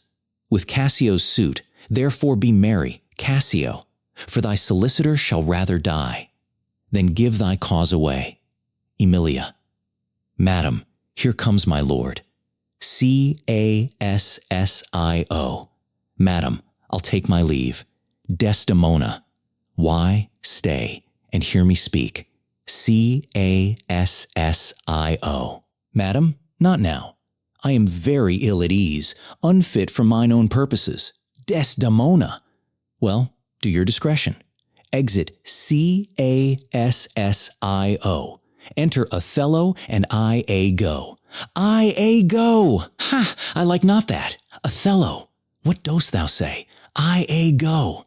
Nothing, my lord, or if, I know not what. Othello. Was not that Cassio parted from my wife? Iago. Cassio, my lord. No, sure, I cannot think it, that he would steal away so guilty-like, seeing you coming. Othello. I do believe 'twas he. Desdemona. How now, my lord? I have been talking with a suitor here, a man that languishes in your displeasure. Othello. Who is't you mean? Desdemona. Why, your lieutenant, Cassio. Good, my lord, if I have any grace or power to move you, his present reconciliation take. For if he be not one that truly loves you, that errs in ignorance and not in cunning, I have no judgment in an honest face. I prithee, call him back. Othello. Went he hence now? Desdemona. Sooth, so humbled, that he hath left part of his grief with me, to suffer with him. Good love, call him back. Othello. Not now, sweet Desdemona, some other time. Desdemona. But shalt be shortly? Othello. The sooner, sweet, for you. Desdemona. Shalt be tonight at supper? Othello. No, not tonight. Desdemona. Tomorrow dinner, then? Othello. I shall not dine at home. I meet the captains at the citadel. Desdemona. Why, then, tomorrow night, or Tuesday morn? On Tuesday noon, or night, on Wednesday morn? I prithee, name the time, but let it not exceed 3 days. In faith, he's penitent, and yet his trespass in our common reason. Save that, they say. The wars must make examples. Out of their best dat is not almost a fault, to incur a private checquet. When shall he come? Tell me, Othello. I wonder in my soul what you would ask me that I should deny or stand so mammering on. What? Michael Cassio, that came a-wooing with you, and so many a time, when I have spoke of you dispraisingly, hath ta'en your part, to have so much to do, to bring him in. Trust me, I could do much, Othello. Prithee, no more, let him come when he will. I will deny thee nothing. Desdemona. Why? This is not a boon. 'Tis as I should entreat you wear your gloves, or feed on nourishing dishes, or keep you warm, or sue to you to do a peculiar profit. To your own person. Nay, when I have a suit wherein I mean to touch your love indeed, it shall be full of poise and difficult weight, and fearful to be granted. Othello, I will deny thee nothing, whereon I do beseech thee, grant me this, to leave me but a little to myself. Desdemona. Shall I deny you? No. Farewell, my lord. Othello. Farewell, my Desdemona. I'll come to thee straight. Desdemona. Emilia, come. Be as your fancies teach you. What are you be? I am obedient. Exeunt, Desdemona and Emilia. Othello, excellent wretch, perdition catch my soul, but I do love thee. And when I love thee not, chaos is come again. I go. My noble lord. Othello. What dost thou say, Iago? I go. Did Michael Cassio, when you wooed my lady, know of your love? Olel, he did from first to last. Why dost thou ask? I go. But for a satisfaction of my thought, no further harm. Othello. Why of thy thought, Iago? I go. I did not think he had been acquainted with her. Olel. Oh, yes, and went between us very oft. I go. Indeed, Othello, indeed. Aye, indeed, discernst thou aught in that? Is he not honest? I go. Honest, my lord, Othello, honest. Aye, honest. I go. My lord, for aught I know. Othello, what dost thou think? I go. Think, my lord, Othello, think, my lord. By heaven, he echoes me, as if there were some monster in his thought, too hideous to be shown. Thou dost mean something. I heard thee say even now, thou likedst, not that, when Cassio left my wife. What didst not like? And when I told thee he was of my counsel, in my whole course of wooing, thou criedst, indeed, and didst contract and purse thy brow together, as if thou then hadst shut up in thy brain some horrible conceit. If thou dost love me, show me thy thought. I go. My lord, you know I love you. Othello, I think thou dost. And, for I know thou'rt full of love and honesty, and waste thy words before thou givest them breath. Therefore these stops of thine fright me the more. For such things in a false, disloyal knave are tricks of custom, but in a man that's just. They are close dilations, working from the heart that passion cannot rule. I ego. For Michael Cassio, I dare be sworn, I think that he is honest. Othello. I think so too. I ego. Men should be what they seem, or those that be not, would they might seem none. Othello. Certain men should be what they seem. I ego. Why, then, I think Cassio's an honest man. Othello. Nay, yet there's more in this. I prithee, speak to me as to thy thinkings, as thou dost ruminate, and give thy worst of thoughts the worst of words. I ego. Good my lord, pardon me. Though I am bound to every act of duty, I am not bound to that all slaves are free to. Utter my thoughts? Why, say they are vile and false, as where's that palace whereunto foul things sometimes intrude not, who has a breast so pure, but some uncleanly apprehensions. Keep leets and law days, and in session sit, with meditations lawful? Othello, thou dost conspire against thy friend, Iago, if thou but think'st him wronged, and makest his ear a stranger to thy thoughts. I ego.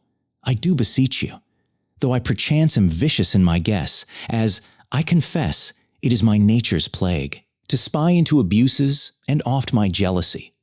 Shapes faults that are not dot, that your wisdom yet, from one that so imperfectly conceits, would take no notice, nor build yourself a trouble, out of his scattering and unsure observance. It were not for your quiet, nor your good, nor for my manhood, honesty, or wisdom, to let you know my thoughts. Othello, what dost thou mean? Othello, false to me? I ego. Why, how now? General, no more of that. Othello, avaunt, be gone. Thou hast set me on the rack. I swear 'tis better to be much abused, than but to note a little. I ego. How now? My lord. Othello, what sense had I of her stolen hours of lust? I sought not, thought it not, it harmed not me. I slept the next night well, was free and merry. I found not Cassio's kisses on her lips. He that is robbed, not wanting what is stolen, let him not note, and he's not robbed at all. I ego. I am sorry to hear this. Othello. I had been happy if the general camp, pioneers and all, had tasted her sweet body, so I had nothing known. Oh, now, forever farewell the tranquil mind. Farewell content. Farewell the plumed troop and the big wars that make ambition virtue. Oh, farewell. Farewell the neighing steed and the shrill trump, the spirit-stirring drum, the ear-piercing fife, the royal banner, and all quality, pride, pomp, and circumstance of glorious war. And, oh, you mortal engines, whose rude throats the immortal Jove's dead clamors counterfeit, farewell! Othello's occupation's gone. I ego. Is't possible, my lord? Othello, villain, be sure thou prove my love a whore. Be sure of it. Give me the ocular proof. Or by the worth of man's eternal soul, thou hadst been better, have been born a dog, than answer my waked wrath. I ego. Is come to this? Othello, make me to seat, or, at the least, so prove it, that the probation bear no hinge nor loop to hang a doubt on, or woe upon thy life. I ego, my noble lord, Othello. If thou dost slander her and torture me, never pray more. Abandon all remorse. On horror's head, horrors accumulate. Do deeds to make heaven weep, all earth amazed. For nothing canst thou to damnation add. Greater than that, I ego. O grace, O heaven, forgive me. Are you a man? Have you a soul or sense? God bewie you, take mine office. O wretched fool, that livest to make thine honesty a vice. O monstrous world, take note, O world, to be direct and honest is not safe. I thank you for this profit, and from hence, I'll love no friend, sith love breeds such offense. Othello, nay, stay, thou shouldest be honest. I ego. I should be wise, for honesty's a fool, and loses that it works for. Othello, by the world, I think my wife be honest, and think she is not. I think that thou art just, and think thou art not. I'll have some proof. Her name, that was as fresh as Dian's visage, is now begrimed and black. as mine own face. If there be cords or knives, poison or fire or suffocating streams, I'll not endure it. Would I were satisfied, I go. I see, sir, you are eaten up with passion. I do repent me that I put it to you. You would be satisfied? Othello, would, nay, I will, I go, and may, but how? How satisfied, my lord? Would you, the supervisor, grossly gape on, behold her topped? Othello, death and damnation. Oh, Iago, it were a tedious difficulty, I think, to bring them to that prospect. Damn them then, if ever mortal eyes do see them bolster, more than their own. What then? How then? What shall I say? Where's satisfaction? It is impossible you should see this. Were they as prime as goats, as hot as monkeys, as salt as wolves in pride, and fools as gross, as ignorance made drunk? But yet, I say, if imputation and strong circumstances, which lead directly to the door of truth, will give you satisfaction, you may have't. Othello, give me a living reason she's disloyal. I go. I do not like the office. But, sith I am entered in this cause so far, pricked to't by foolish honesty and love, I will go on. I lay with Cassio lately, and, being troubled with a raging tooth, I could not sleep. There are a kind of men so loose of soul that in their sleeps will mutter their affairs.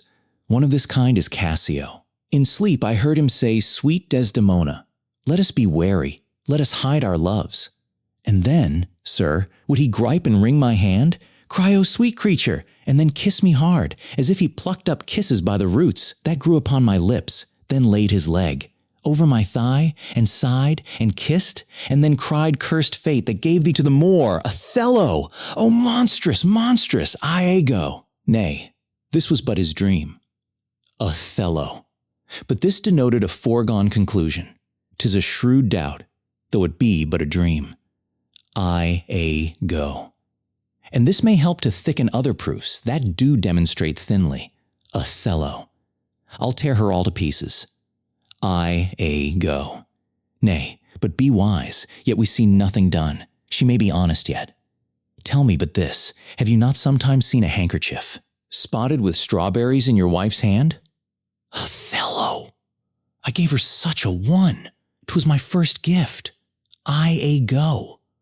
I know not that, but such a handkerchief I am sure it was your wife's. Did I today see Cassio wipe his beard with? Othello! If it be that, go. If it be that, or any that was hers, it speaks against her with the other proofs. Othello! Oh, that the slave had 40,000 lives. One is too poor, too weak for my revenge. Now do I see 'tis true. Look here, Iago, all my fond love thus do I blow to heaven. 'Tis gone. Arise, black vengeance, from thy hollow cell. Yield up, O love, thy crown and hearted throne, to tyrannous hate. Swell, bosom, with thy fraught, for 'tis of aspic's tongues. I go, yet be content. Othello, oh, blood, blood, blood, I go. Patience, I say, your mind perhaps may change. Othello. Never, Iago, like to the Pontic Sea, whose icy current and compulsive course ne'er feels retiring ebb, but keeps due on to the Perpontic and the Hellespont, even so my bloody thoughts, with violent pace, shall ne'er look back, ne'er ebb to humble love, till that a capable and wide revenge swallow them up. Now, by yond marble heaven kneels, in the due reverence of a sacred vow, I here engage my words. Go. Do not rise yet. Kneels. Witness, you ever-burning lights above, you elements that clip us round about. Witness that here Iago doth give up the execution of his wit, hands, heart, to wronged Othello's service. Let him command, and to obey shall be in me remorse, what bloody business ever. They rise. Othello, I greet thy love, not with vain thanks, but with acceptance bounteous, and will upon the instant put thee to't. Within these 3 days let me hear thee say that Cassio's not alive. Go. My friend is dead, 'Tis done at your request, but let her live. Othello, damn her, lewd minx! Oh, damn her! Come, go with me apart. I will withdraw, to furnish me with some swift means of death for the fair devil. Now art thou my lieutenant. I go. I am your own forever. Exeunt. Sne IV. Before the castle, enter Demona, Emilia, and Clown. Desdemona. Do you know, sirrah, where Lieutenant Cassio lies? Clown. I dare not say he lies anywhere. Desdemona. Why, man? Clown. He's a soldier, and for one to say a soldier lies is stabbing. Desdemona. Go to, where lodges he? Clown. To tell you where he lodges is to tell you where I lie. Desdemona. Can anything be made of this? Clown. I know not where he lodges, and for me to devise a lodging and say he lies here or he lies there were to lie in mine own throat. Desdemona. Can you inquire him out and be edified by report? Clown. I will catechize the world for him, that is, make questions, and by them answer. Desdemona. Seek him, bid him come hither, tell him I have moved my lord on his behalf, and hope all will be well. Clown. To do this is within the compass of man's wit, and therefore I will attempt the doing it. Exit. Desdemona. Where should I lose that handkerchief, Emilia? Emilia. I know not, madam. Desdemona. Believe me, I had rather have lost my purse, full of crusados, but my noble Moor is true of mind and made of no such baseness. As jealous creatures are, it were enough to put him to ill thinking. Emilia. Is he not jealous? Demona. Who? He. I think the sun where he was born drew all such humors from him. Emilia. Look where he comes. Desdemona. I will not leave him now till Cassio be called to him. Enter Othello. How is't with you, my lord? Othello. Well, my good lady. Aside. Oh, hardness to dissemble. How do you, Desdemona? Desdemona. Well, my good lord. Othello. Give me your hand. This hand is moist, my lady. Desdemona. It yet hath felt no age nor known no sorrow. Othello. This argues fruitfulness and liberal heart. Hot, hot, and moist, this hand of yours requires. A sequester from liberty, fasting and prayer, much castigation, exercise devout. For here's a young and sweating devil here, that commonly rebels. 'Tis a good hand, a frank one. Desdemona. You may, indeed, say so, for 'twas that hand that gave away my heart. Othello. A liberal hand. The hearts of old gave hands, but our new heraldry is hands, not hearts. Desdemona. I cannot speak of this. Come now, your promise. Othello. What promise, Chuck? Desdemona. I have sent to bid Cassio come speak with you. Othello. I have a salt and sorry room offends me. Lend me thy handkerchief. Desdemona. Here, my lord. Othello. That which I gave you. Desdemona. I have it not about me. Othello. Not? Desdemona. No, indeed, my lord. Othello. That is a fault. That handkerchief. Did an Egyptian to my mother give? She was a charmer, and could almost read the thoughts of people. She told her, while she kept it, 'twould make her amiable and subdue my father entirely to her love, but if she lost it, or made gift of it, my father's eye should hold her loathed, and his spirits should hunt after new fancies. She, dying, gave it me, and bid me, when my fate would have me wive, to give it her. I did so, and take heed on't. Make it a darling like your precious eye. To lose't or give't away were such perdition, as nothing else could match. Desdemona. Is't possible? Othello. 'Tis true, there's magic in the web of it. A Sibyl that had numbered in the world. The sun to course 200 compasses, in her prophetic fury sowed the work. The worms were hallowed that did breed the silk. and it was dyed in mummy, which the skillful conserved of maidens' hearts. Desdemona, indeed, is true. Othello, most veritable, therefore look to't well. Desdemona, then would to God that I had never seen't. Othello, wherefore, Desdemona, why do you speak so startlingly and rash? Othello, is lost, is gone? Speak, is it out of the way? Desdemona, heaven bless us. Othello, say you. Desdemona, it is not lost, but what an if it were. Othello, how? Desdemona, I say it is not lost. Othello, fetched, let me seat. Desdemona, why? So I can, sir, but I will not now. This is a trick to put me from my suit. Pray you, let Cassio be received again. Othello, fetch me the handkerchief. My mind misgives. Desdemona, come, come, you'll never meet a more sufficient man. Othello, the handkerchief. Desdemona, I pray, talk me of Cassio. Othello, the handkerchief. Desdemona, a man that all his time hath founded his good fortunes on your love, shared dangers with you. Othello, the handkerchief. Desdemona, in sooth, you are to blame. Othello, away, exit Emilia. Is not this man jealous? Desdemona, I ne'er saw this before. Sure, there's some wonder in this handkerchief. I am most unhappy in the loss of it. Emilia, 'tis not a year or two shows us a man. They are all but stomachs, and we all but food, to eat us hungrily, and when they are full, they belch us. Look you, Cassio and my husband, enter Cassio, and I go. I go. There is no other way, 'tis she must do't. And lo, the happiness! Go and importune her. Desdemona, how now, good Cassio, what's the news with you? Cassio. Madam, my former suit, I do beseech you that by your virtuous means I may again exist and be a member of his love, whom I, with all the office of my heart, entirely honor. I would not be delayed, if my offense be of such mortal kind, that nor my service past, nor present sorrows, nor purposed merit in futurity can ransom me into his love again. But to know so must be my benefit.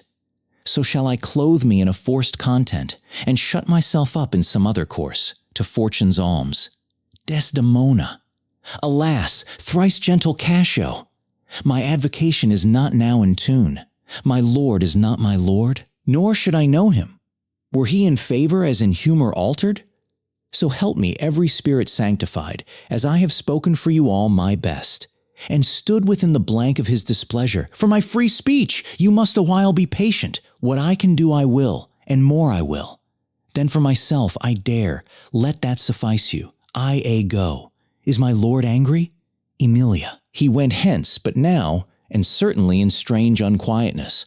I go. Can he be angry?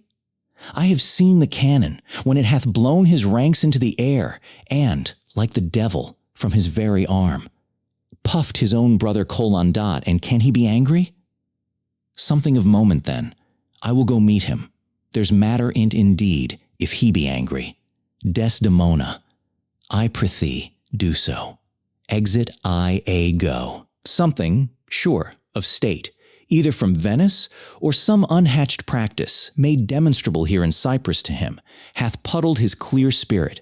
And in such cases men's natures wrangle with inferior things, though great ones are their object.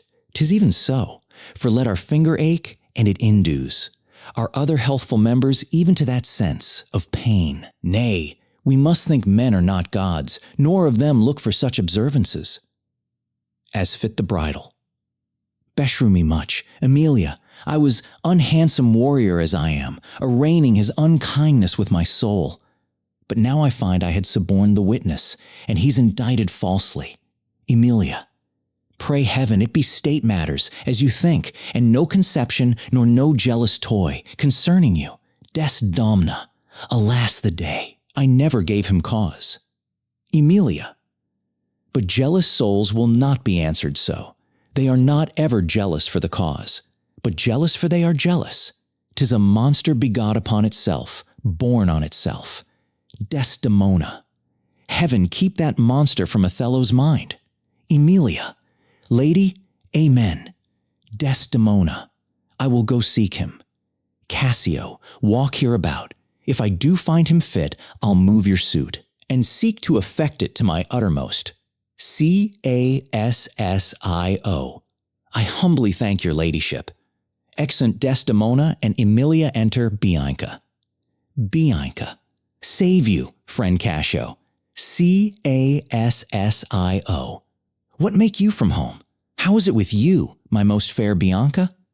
I faith, sweet love, I was coming to your house. Bianca. And I was going to your lodging, Cassio. What, keep a week away? 7 days and nights? 8 hours? And lovers' absent hours? More tedious than the dial 80 times? Oh, weary reckoning! Cassio. Pardon me, Bianca, I have this while with leaden thoughts been pressed, but I shall, in a more continuate time, strike off this score of absence. Sweet Bianca, giving her Desdemona's handkerchief, take me this work out. Bianca. O Cassio, whence came this? This is some token from a newer friend. To the felt absence now I feel a cause. Is't come to this? Well, well. Cassio.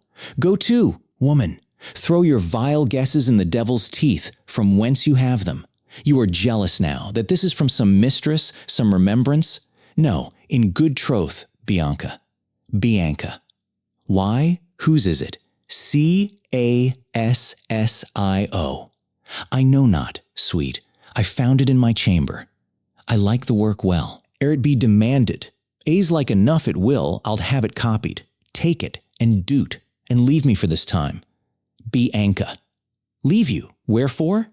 Cassio. I do attend here on the general, and think it no addition, nor my wish, to have him see me womaned. Bianca. Why, I pray you? Cassio. Not that I love you not, Bianca, but that you do not love me. I pray you, bring me on the way a little, and say if I shall see you soon at night. Cassio. 'Tis but a little way that I can bring you, for I attend here, but I'll see you soon. Bianca. 'Tis very good. I must be circumstanced. Exeunt. Activ. Senei. Cyprus. Before the castle. Enter Othello and Iago. Iago. Will you think so? Othello. Think so. Iago. What, to kiss in private? Othello. An unauthorized kiss. Iago. Or to be naked with her friend in bed. An hour or more, not meaning any harm?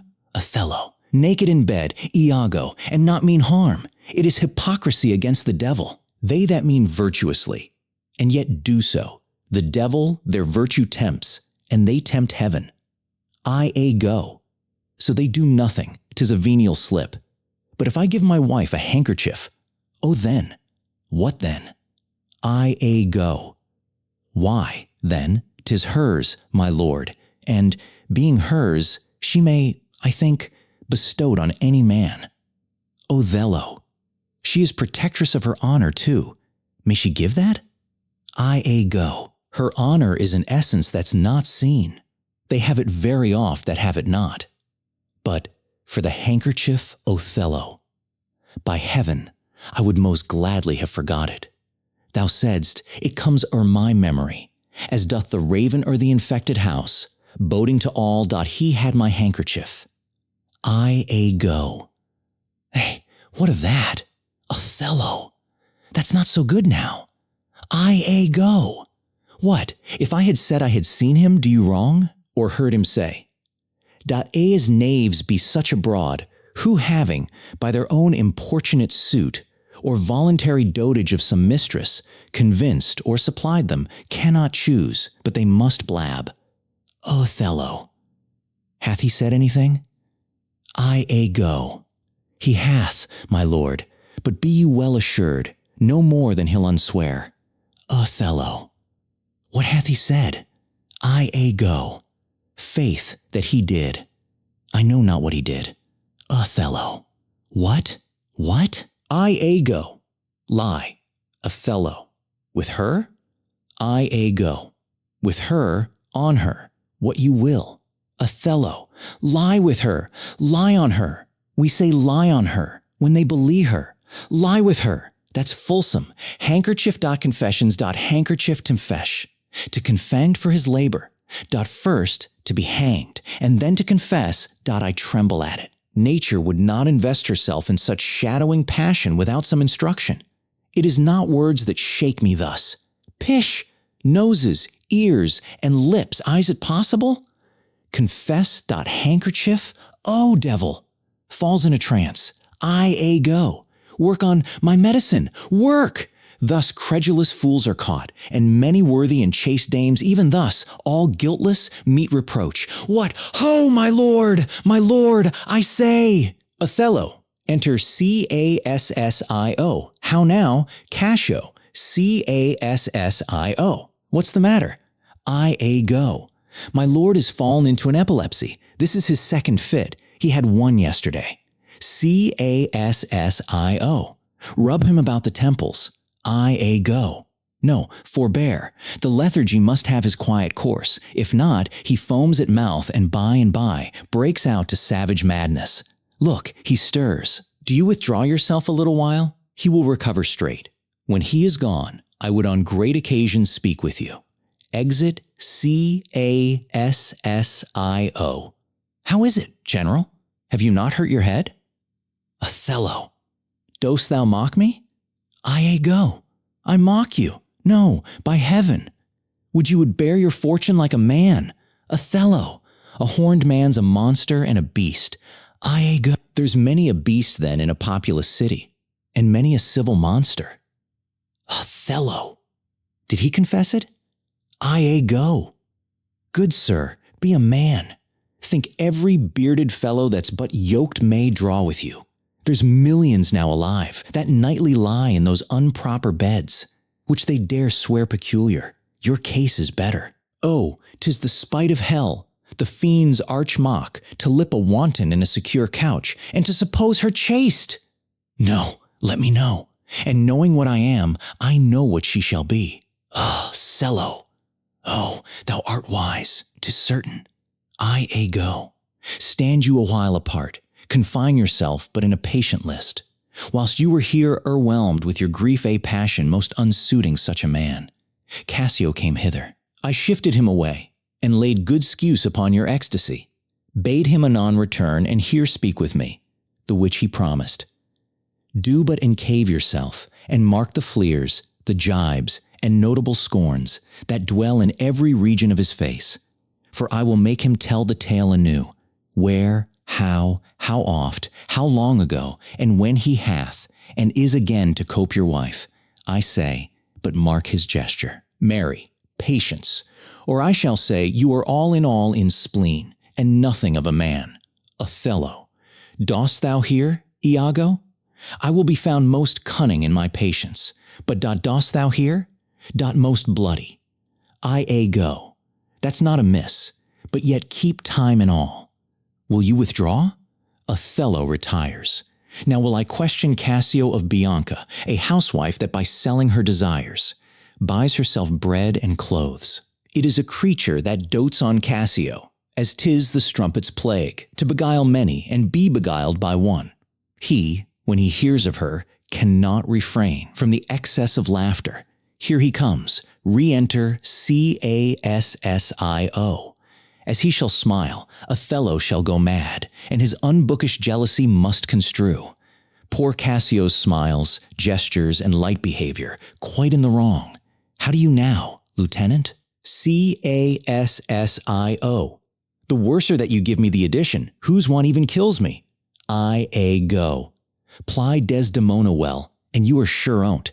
Speaking lower. Now, if this suit lay in Bianco's power, how quickly should you speed? Cassio. Alas, poor caitiff, Othello. Look how he laughs already. I go. I never knew woman love man so. Cassio. Alas, poor rogue. I think, faith, she loves me. Othello. Now he denies it faintly and laughs it out. Go. Do you hear, Cassio? Fellow. Now he importunes him. To tell it her, go to, well said, go. She gives it out that you shall marry. Hey, do you intend it? Cassio. Ha ha ha ha. Othello. Do you triumph, Roman? Do you triumph?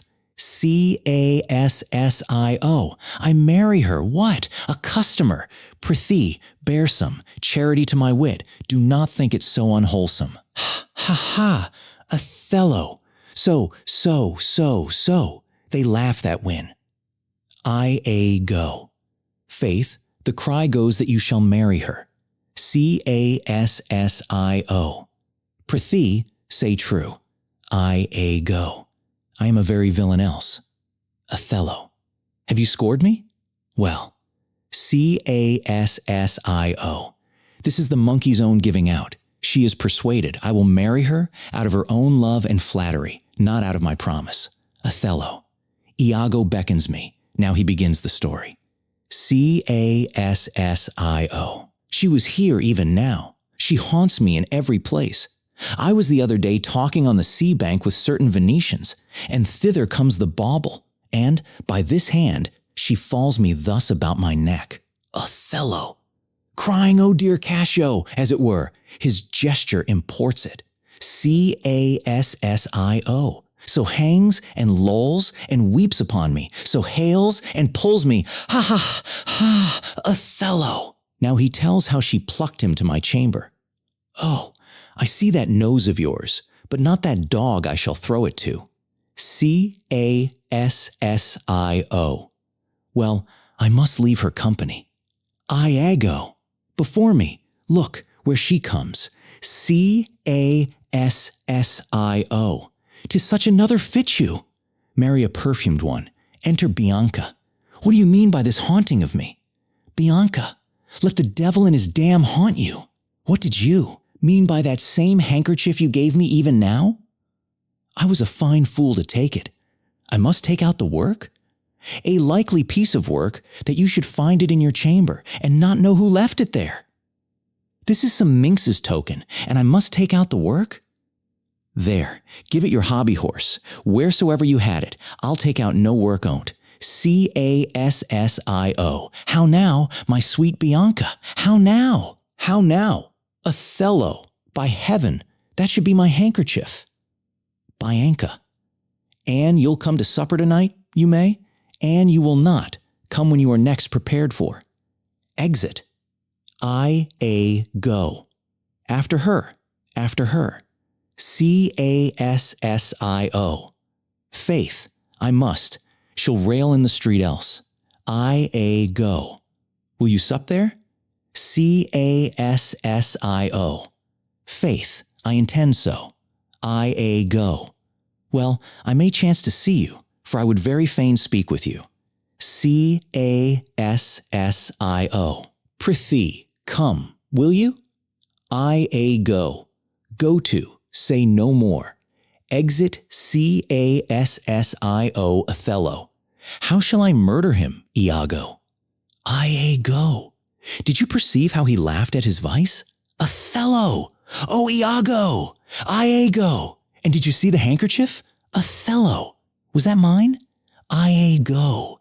Yours by this hand, and to see how he prizes the foolish woman your wife. She gave it him, and he hath given it his whore. Othello! I would have him 9 years a-killing. A fine woman! A fair woman! A sweet woman! Iago!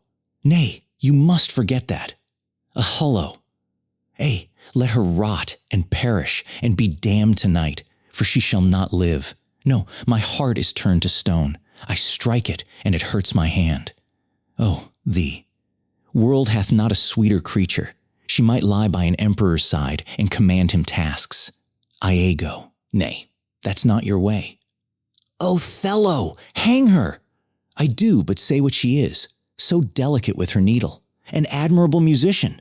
Oh, She will sing the savageness out of a bear, of so high and plenteous wit and invention. Go. She's the worse for all this. Othello. Oh, 1,000,000 times, and then of so gentle a condition. Go. Too gentle. Othello. Nay, that's certain. But yet the pity of it, Iago. Oh, Iago, the pity of it, Iago. Go. If you are so fond over her iniquity, give her patent to offend, for if it touch not you, it comes near nobody. Thello. I will chop her into messes. Cuckold me. Go. Oh, 'tis foul in her. Thello, with mine officer. Go. That's fouler. Othello, get me some poison, Iago, this night. I'll not expostulate with her, lest her body and beauty unprovide my mind again. This night, Iago. Go. Do it not with poison, strangle her in her bed, even the bed she hath contaminated. Othello. Good, good. The justice of it pleases. Very good. Go. And for Cassio, let me be his undertaker. You shall hear more by midnight. Othello. Excellent good. A trumpet within. What trumpet is that same? Go. Something from Venice, sure. 'Tis Lodovico. Come from the Duke. And, see, your wife is with him. Enter Lodovico, Dimina, and attendants Lodovico. Save you, worthy general, Othello, with all my heart, sir. Lodovico. The Duke and Senators of Venice greet you. Gives him a letter. Othello. I kiss the instrument of their pleasures, opens the letter, and reads Desdemona. And what's the news, good cousin Lodovico? Go. I am very glad to see you. Signor welcome to Cyprus. Lodovico. I thank you. How does Lieutenant Cassio? Go. Lives, sir. Desdemona. Cousin, there's fallen between him and my lord an unkind breach, but you shall make all well.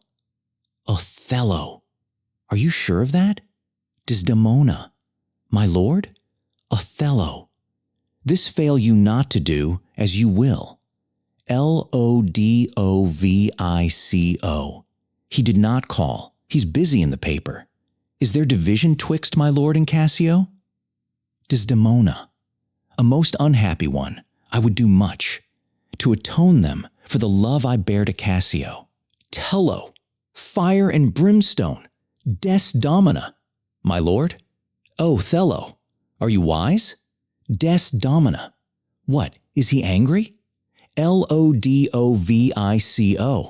Maybe the letter moved him, for, as I think, they do command him home, deputing Cassio in his government. Desdemona. Trust me, I am glad on't. Othello. Indeed. Desdemona. My lord? Othello. I am glad to see you mad. Desdemona. Why, sweet Othello? Othello. Dello. Desdemona. I have not deserved this. Lodovico. My lord, this would not be believed in Venice. Though I should swear I saw it, 'tis very much. Make her amends, she weeps. O lo! O devil! Devil! If that the earth could teem with woman's tears, each drop she falls would prove a crocodile. Out of my sight! Desdemona! I will not stay to offend you. Going. Lodovico. Truly, an obedient lady. I do beseech your lordship. Call her back. Othello. Mistress. Desdemona. My lord? Othello. What would you with her, sir? Lodovico.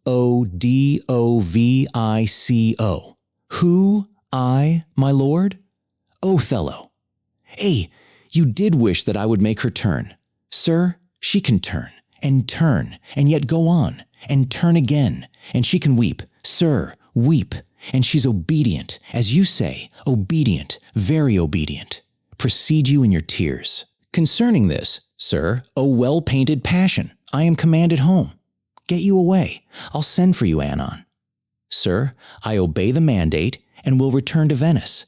Hence, avaunt. Exit Demona. Cassio shall have my place. And, sir, tonight I do entreat that we may sup together. You are welcome, sir, to Cyprus. Goats and monkeys. Exit Lodovico.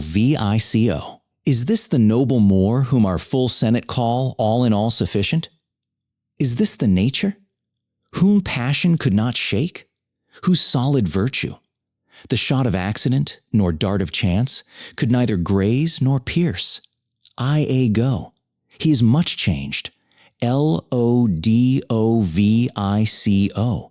Are his wits safe? Is he not light of brain? Go.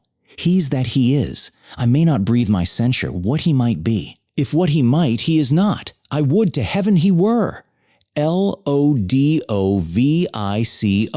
What? Strike his wife. Go. Faith, that was not so well. Yet would I knew that stroke would prove the worst. Lodovico. Is it his use? Or did the letters work upon his blood, and new create this fault? Go. Alas, alas! It is not honesty in me to speak. What I have seen and known, you shall observe him, and his own courses will denote him so, that I may save my speech. Do but go after, and mark how he continues. Lodovico. I am sorry that I am deceived in him. Exeunt. Scene 2. 2. A room in the castle. Enter Othello and Emilia. Othello. You have seen nothing then? Emilia. Nor ever heard, nor ever did suspect. Othello. Yes, you have seen Cassio and she together. Emilia. But then I saw no harm, and then I heard. Each syllable that breath made up between them. Othello. What, did they never whisper? Emilia. Never, my lord. Othello. Nor send you out of the way? Emilia. Never. Othello. To fetch her fan, her gloves, her mask, nor nothing? Emilia. Never, my lord. Othello. That's strange. Emilia. I durst, my lord, to wager she is honest. Lay down my soul at stake. If you think other, remove your thought. It doth abuse your bosom. If any wretch have put this in your head, let heaven requite it with the serpent's curse. For, if she be not honest, chaste, and true, there's no man happy. The purest of their wives is foul as slander. Othello. Bid her come hither. Go. Exit Emilia. She says enough, yet she's a simple bawd. That cannot say as much. This is a subtle whore, a closet lock and key of villainous secrets. And yet she'll kneel and pray. I have seen her do't. Enter Desdemona with Emilia Desdemona. My lord, what is your will? Othello. Pray, Chuck, come hither. Desdemona, what is your pleasure? Othello. Let me see your eyes. Look in my face. Desdemona. What horrible fancy's this? Othello. Some of your function, mistress, leave procreants alone and shut the door. Cough or cry him. If any body come, your mystery, nay, despatch. Exit Emilia. Desdemona. Upon my knees, what doth your speech import? I understand a fury in your words, but not the words. Othello. Why, what art thou? Desdemona. Your wife, my lord, your true and loyal wife. Othello. Come, swear it, damn thyself. Lest, being like one of heaven, the devils themselves should fear to seize thee. Therefore be double damned. Swear thou art honest. Desdemona. Heaven doth truly know it. Othello. Heaven truly knows that thou art false as hell. Desdemona. To whom, my lord? With whom? How am I false? Othello! Oh, Desdemona! Away, away, away! Desdemona! Alas, the heavy day! Why do you weep? Am I the motive of these tears, my lord? If haply you, my father, do suspect, an instrument of this you're calling back, lay not your blame on me. If you have lost him, why, I have lost him too. Othello. Had it pleased heaven to try me with affliction, had they reigned, all kinds of sores and shames on my bare head, steeped me in poverty to the very lips, given to captivity me and my utmost hopes, I should have found in some place of my soul a drop of patience, but alas, to make me. A fixed figure for the time of scorn, to point his slow, unmoving finger at, yet could I bear that too? Well, very well. But there, where I have garnered up my heart, where either I must live or bear no life, the fountain from the which my current runs, or else dries up, to be discarded thence, or keep it as a cistern for foul toads, to not engender in. Turn thy complexion there, patience, thou young and rose-lipped cherubin. There, look grim as hell, Desdemona. I hope my noble lord esteems me honest. Othello. As summer flies are in the shambles, that quicken even with blowing. O thou weed, who art so lovely fair and smell'st so sweet, that the sense aches at thee, would thou hadst ne'er been born. Desdemona. Alas, what ignorant sin have I committed? Othello. Was this fair paper, this most goodly book, made to write whore upon? What committed? Committed, O thou public commoner! I should make very forges of my cheeks. That would to cinders burn up modesty. Did I but speak thy deeds. What committed? Heaven stops the nose at it, and the moon winks. The bawdy wind that kisses all it meets is hushed within the hollow mine of earth, and will not hear it. What committed? Impudent strumpet, Desdemona! By heaven, you do me wrong. Othello, are you not a strumpet? Desdemona. No, as I am a Christian, if to preserve this vessel for my lord from any other foul, unlawful touch be not to be a strumpet, I am none. Othello. What, not a whore? Desdemona. No, as I shall be saved. Othello. Is't possible? Desdemona. Oh, heaven forgive us. Othello, I cry you mercy. Then I took you for that cunning whore of Venice that married with Othello, raising his voice. You, mistress, that have the office opposite to St. Peter, and keep the gate of hell. Re-enter Emilia. You. We have done our course. There's money for your pains. I pray you, turn the key and keep our counsel. Exit. Emilia. Alas, what does this gentleman conceive? How do you, madam? How do you, my good lady? Desdemona. Faith, half asleep. Emilia. Good madam, what's the matter with my lord? Desdemona. With who? Emilia. Why, with my lord, madam. Desdemona. Who is thy lord? Emilia. He that is yours, sweet lady. Desdemona. I have none. Do not talk to me, Emilia. I cannot weep, nor answer have I none, but what should go by water. Prithee, tonight lay on my bed my wedding sheets, remember, and call thy husband hither, Emilia. Here's a change indeed. Exit. Desdemona.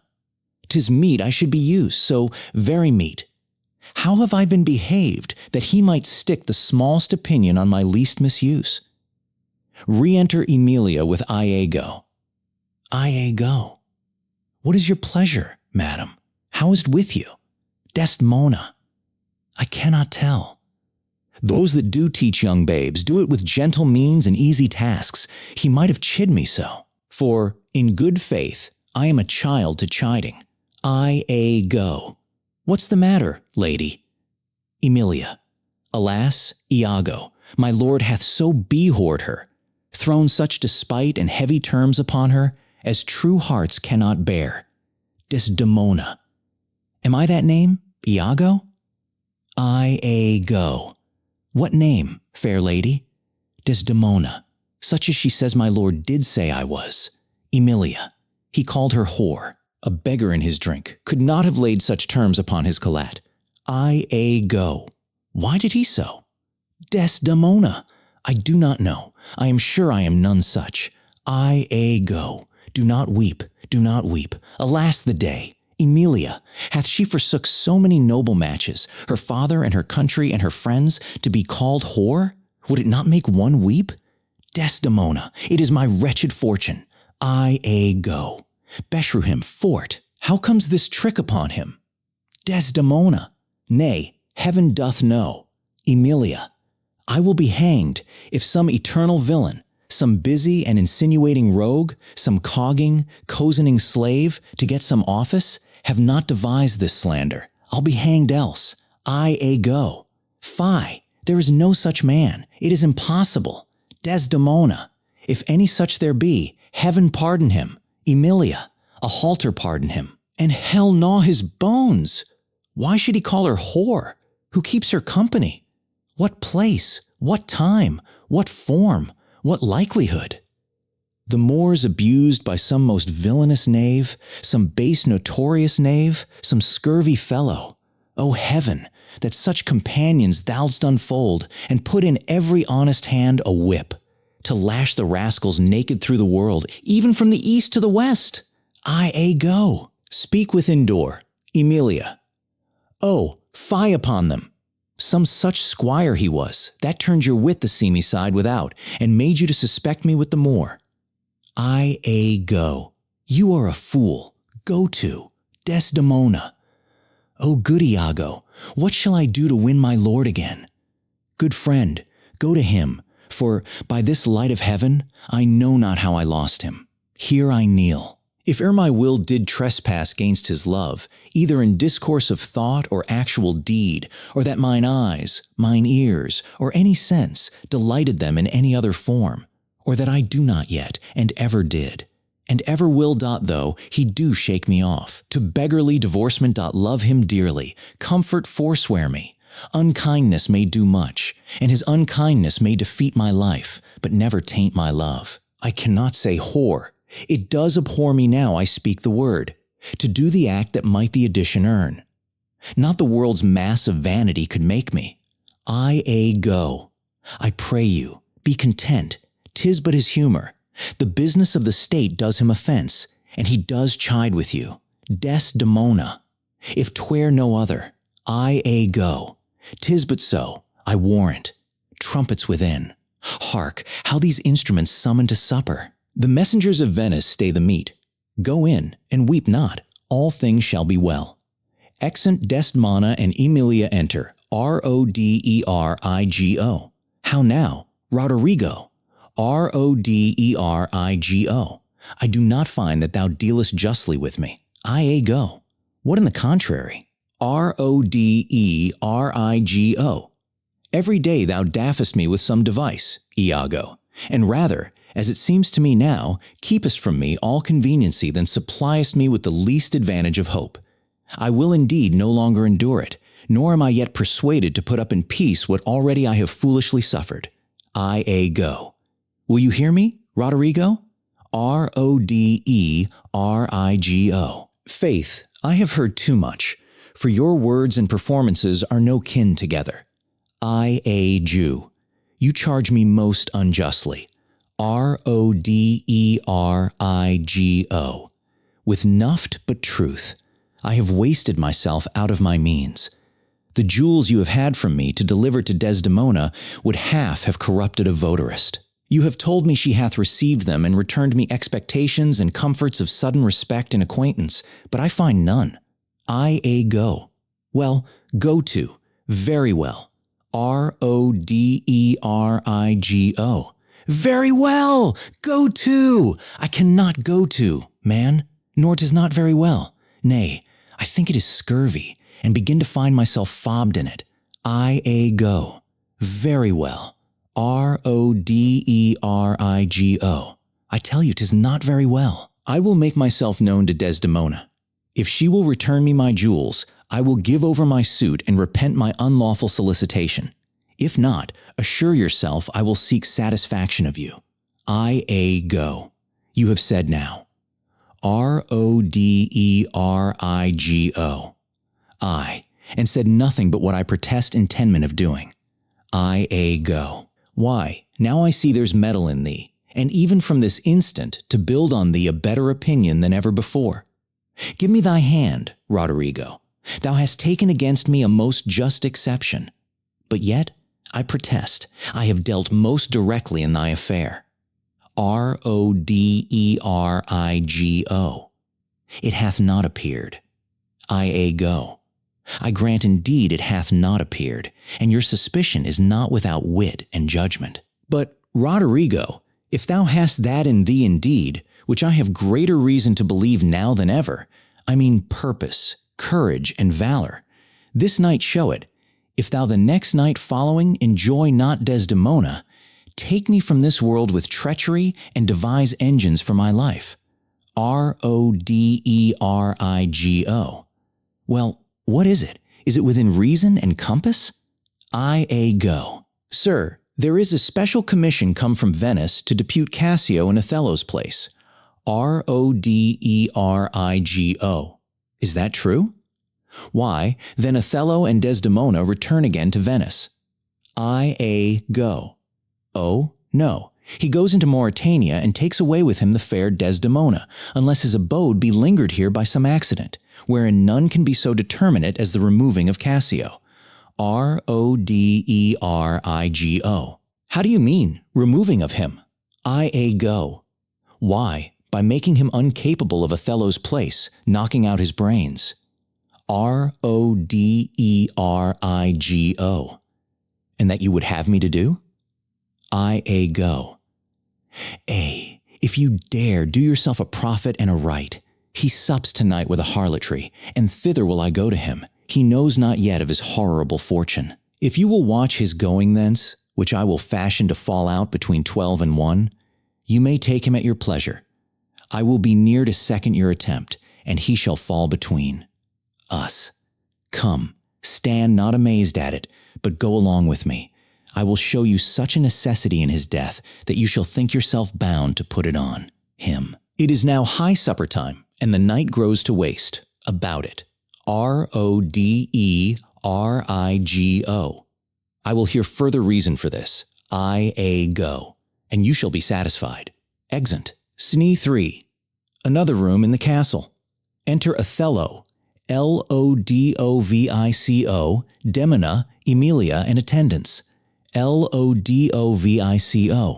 I do beseech you, sir, trouble yourself no further. Othello. Oh, pardon me, 'twill do me good to walk. Lodovico. Madam, good night. I humbly thank your ladyship. Desdemona. Your honor is most welcome. Othello. Will you walk, sir? O Desdemona, Mona. My lord? Othello. Get you to bed on the instant. I will be returned forthwith. Dismiss your attendant there. Look, it be done. Desdemona. I will, my lord. Exeunt Othello, Lodovico, and attendants. Emilia. How goes it now? He looks gentler than he did. Desdemona. He says he will return incontinent. He hath commanded me to go to bed, and bade me to dismiss you. Emilia, dismiss me. Desdemona. It was his bidding. Therefore, good Emilia, give me my nightly wearing, and adieu. We must not now displease him. Emilia. I would you had never seen him. Desdemona. So would not I, my love doth, so approve him, that even his stubbornness, his chequis, his frowns. Prithee, unpin me, have grace and favor in them. Emilia. I have laid those sheets you bade me on the bed. Desdemona. All's one. Good faith! How foolish are our minds! If I do die before thee, prithee, shroud me in one of those same sheets. Emilia. Come, you talk. Desdemona. My mother had a maid called Barbara. She was in love, and she loved proved mad, and did forsake her. She had a song of Willow. An old thing 'twas, but it expressed her fortune, and she died singing it. That song tonight will not go from my mind. I have much to do, but to go hang my head all at one side, and sing it like poor Barbara. Prithee, dispatch. Emilia. Shall I go fetch your nightgown? Desdemona. No, unpin me here. This Lodovico is a proper man. Emilia. A very handsome man. Desdemona. He speaks well. Emilia. I know a lady in Venice would have walked barefoot to Palestine for a touch of his nether lip. Desdemona. The poor soul sat sighing by a sycamore tree, sing all a green willow, her hand on her bosom, her head on her knee, sing willow, willow, willow. The fresh streams ran by her, and murmured her moans, sing willow, willow, willow. Her salt tears fell from her and softened the stones. Lay by these, singing. Sing willow, willow, willow, prithee, hie thee. He'll come anon : singing. Sing all a green willow must be my garland. Let nobody blame him, his scorn I approve. Nay, that's not next dot. Hark! Who is that knocks? Emilia, it's the wind. Desdemona. I called my love false love, but what said he then? Sing, willow, willow, willow. If I court mo women, you'll couch with mo men. So get thee gone. Good night, 8 eyes do itch. Doth that bode weeping? Emilia, 'tis neither here nor there. Desdemona. I have heard it said so. Oh, these men, these men! Dost thou in conscience think, dot tell me, Emilia, that there be women do abuse their husbands? In such gross kind? Emilia, there be some such, no question. Desdemona, wouldst thou do such a deed for all the world? Emilia, why would not you? Desdemona, no, by this heavenly light. Emilia, nor I neither by this heavenly light. I might do't as well I the dark. Desdemona, wouldst thou do such a deed for all the world? Emilia, the world's a huge thing. It is a great price for a small vice. Desdemona, in troth, I think thou wouldest not. Emilia, in troth, I think I should, and undo't when I had done. Mary, I would not do such a thing for a joint ring, nor for measures of lawn, nor for gowns, petticoats, nor caps, nor any petty exhibition, but for the whole world. Why? Who would not make her husband a cuckold to make him a monarch? I should venture purgatory for't. Desdemona, beshrew me, if I would do such a wrong for the whole world. Emilia, why the wrong is but a wrong I the world. And, having the world for your labor, 'tis a wrong in your own world, and you might quickly make it right.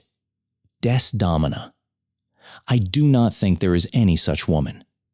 Emilia, yes, a dozen, and as many to the vantage as would store the world they played for. But I do think it is their husbands' faults. If wives do fall, say that they slack their duties, and pour our treasures into foreign laps, or else break out in peevish jealousies, throwing restraint upon us, or say they strike us, or scant our former having in despite. Why? We have galls, and though we have some grace, yet have we some revenge. Let husbands know. Their wives have sense like them. They see and smell, and have their palates both for sweet and sour, as husbands have. What is it that they do when they change us for others? Is it sport? I think it is. And doth affection breed it? I think it doth. Is't frailty that thus errs? It is so too, and have not we affections, desires for sport and frailty, as men have? Then let them use us well, else let them know. The ills we do, their ills instruct us so. Desdemona, good night, good night. Heaven me such uses send, not to pick bad from bad, but by bad mend.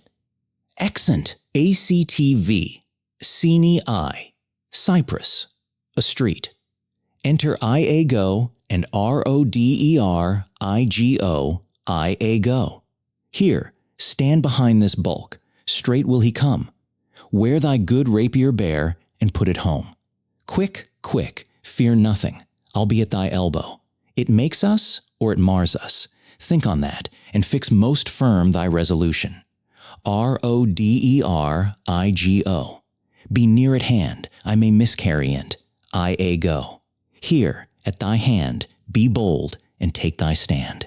Retires. RODERIGO. I have no great devotion to the deed, and yet he hath given me satisfying reasons. 'Tis but a man gone. Fourth, my sword, he dies. IAGO. I have rubbed this young quat almost to the sense, and he grows angry. Now, whether he kill Cassio, or Cassio him, or each do kill the other, every way makes my gain. Live Roderigo, he calls me to a restitution large. Of gold and jewels that I bobbed from him, as gifts to Desdemona, it must not be, if Cassio do remain, he hath a daily beauty in his life. That makes me ugly, and, besides, the Moor may unfold me to him, There stand I in much peril. No, he must die. But so, I hear him coming. Enter Cassio.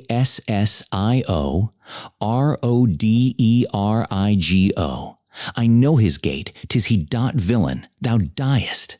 Makes a pass at Cassio.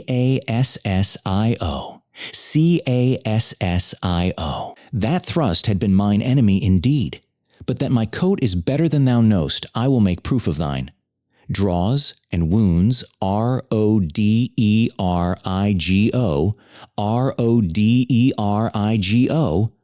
Oh, I am slain. I go from behind wounds, Cassio in the leg, and exit. Cassio. I am maimed forever. Help! Ho! Murder! Murder! Falls. Enter Othello. The voice of Cassio. Iago keeps his word. Roderigo.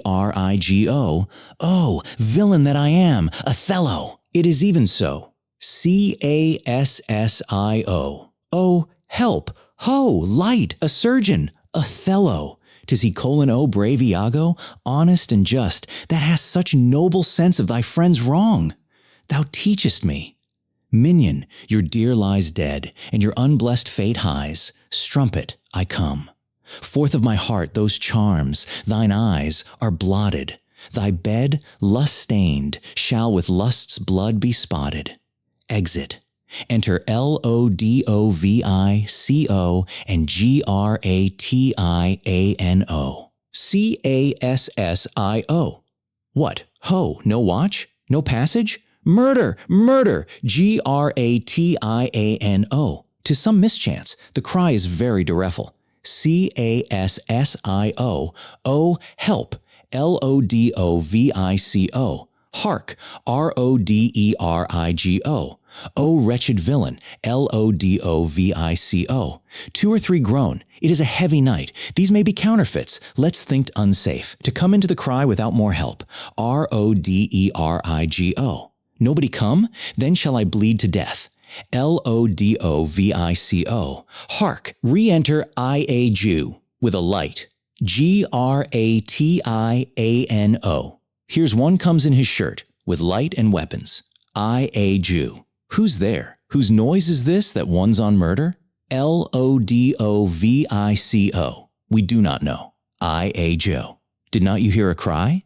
Cassio. Here, here, for heaven's sake, help me. Iago. What's the matter? Grattiano.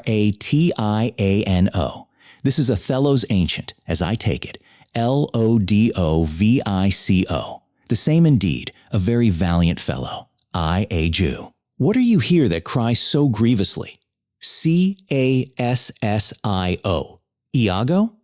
Oh, I am spoiled, undone by villains. Give me some help. Iago. Oh me, Lieutenant. What villains have done this? Cassio. I think that one of them is hereabout and cannot make away. Iago. Oh, treacherous villains. What are you there? Come in and give some help. To Lodovico and Grattiano. Roderigo. Oh, help me here. Cassio. That's one of them. Iago. Oh, murderous slave. Oh, villain. Stabs Roderigo. Oh, damned Iago. Oh, inhuman dog. Iago. Kill men i' the dark. Where be these bloody thieves? How silent is this town? Ho, murder, murder. What may you be? Are you of good or evil? Lodovico. As you shall prove us, praise us. Iago. Signor Lodovico? Lodovico. He, sir. Iago. I cry you mercy. Here's Cassio hurt by villains. Grattiano. Cassio. Iago. How is't, brother? Cassio. My leg is cut in 2. Iago. Mary, heaven forbid. Light, gentlemen, I'll bind it with my shirt. Enter Bianca.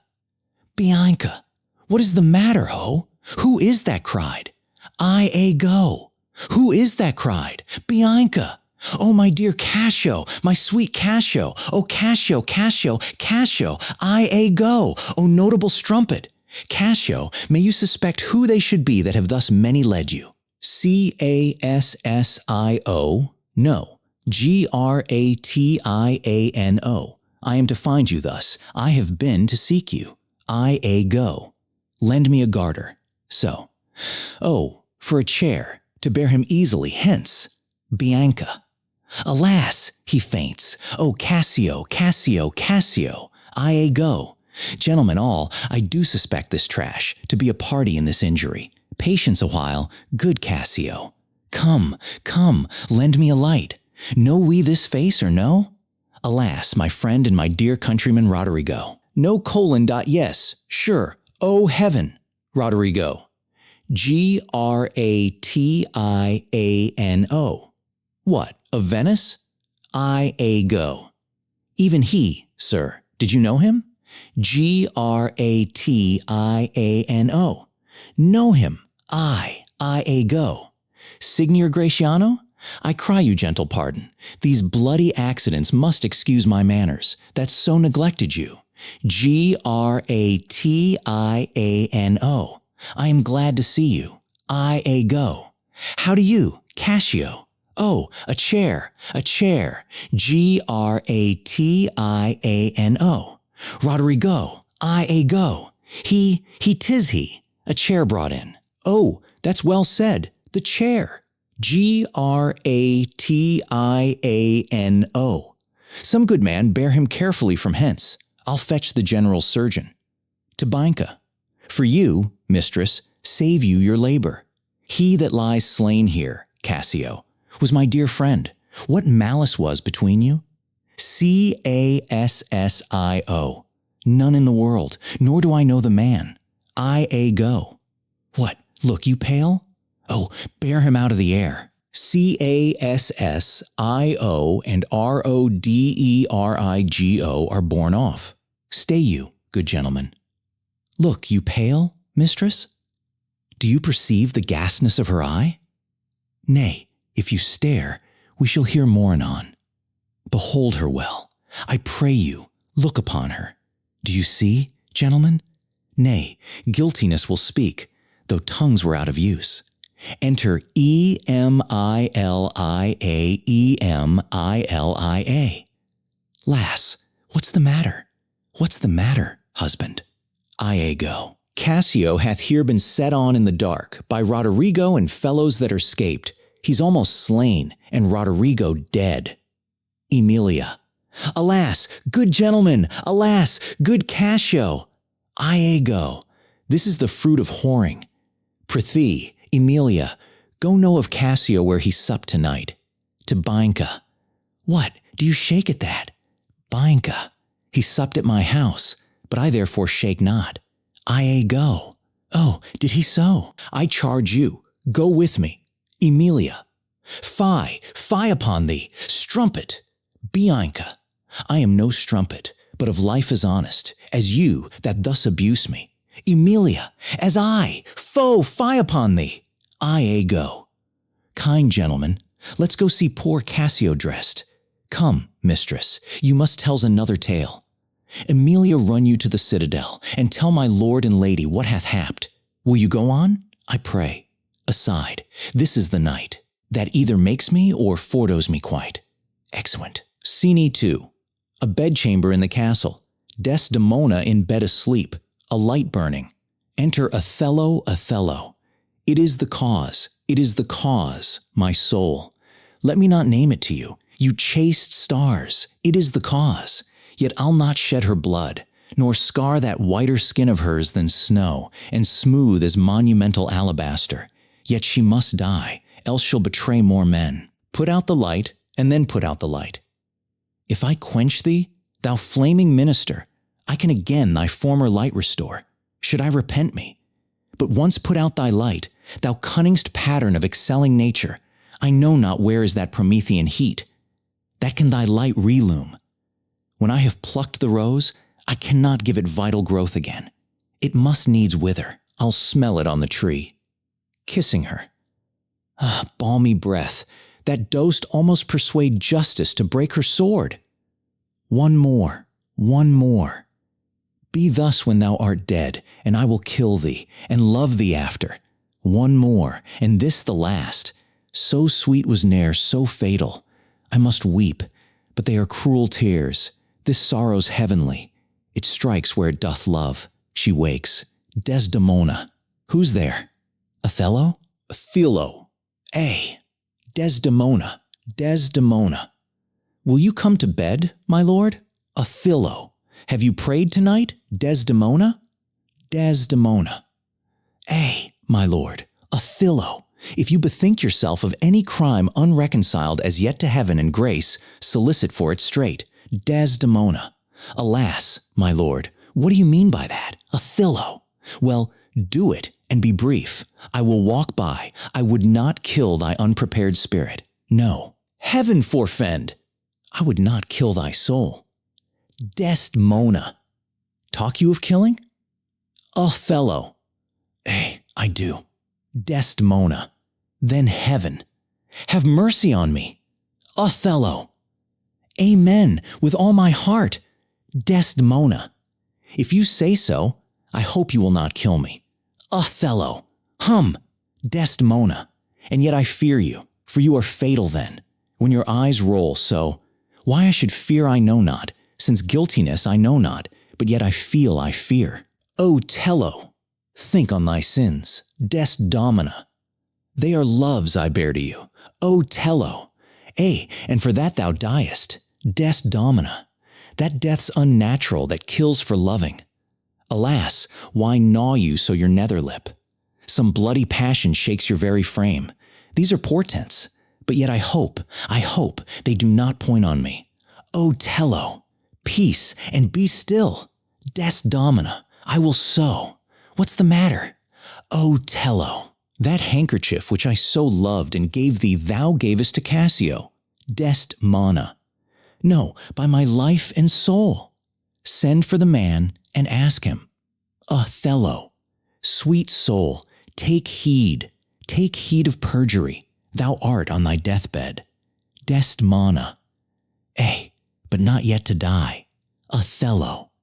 Yes, presently, therefore confess thee freely of thy sin, for to deny each article with oath cannot remove nor choke the strong conception that I do groan withal. Thou art to die, Desdemona. Then Lord have mercy on me. Othello, I say amen. Desdemona, and have you mercy too. I never did offend you in my life, never loved Cassio, but with such general warranty of heaven as I might love, I never gave him token. Othello, by heaven, I saw my handkerchief in's hand. O perjured woman, thou dost stone my heart, and makest me call what I intend to do. A murder, which I thought a sacrifice. I saw the handkerchief. Desdemona. He found it then. I never gave it him. Send for him hither. Let him confess a truth. Othello. He hath confessed. Desdemona. What, my lord? Othello. That he hath used thee. Desdemona. How? Unlawfully? Othello. Desdemona. He will not say so. Othello. No, his mouth is stopped. Honest Iago hath ta'en order for it. Desdemona! Oh, my fear interprets. What, is he dead? Othello!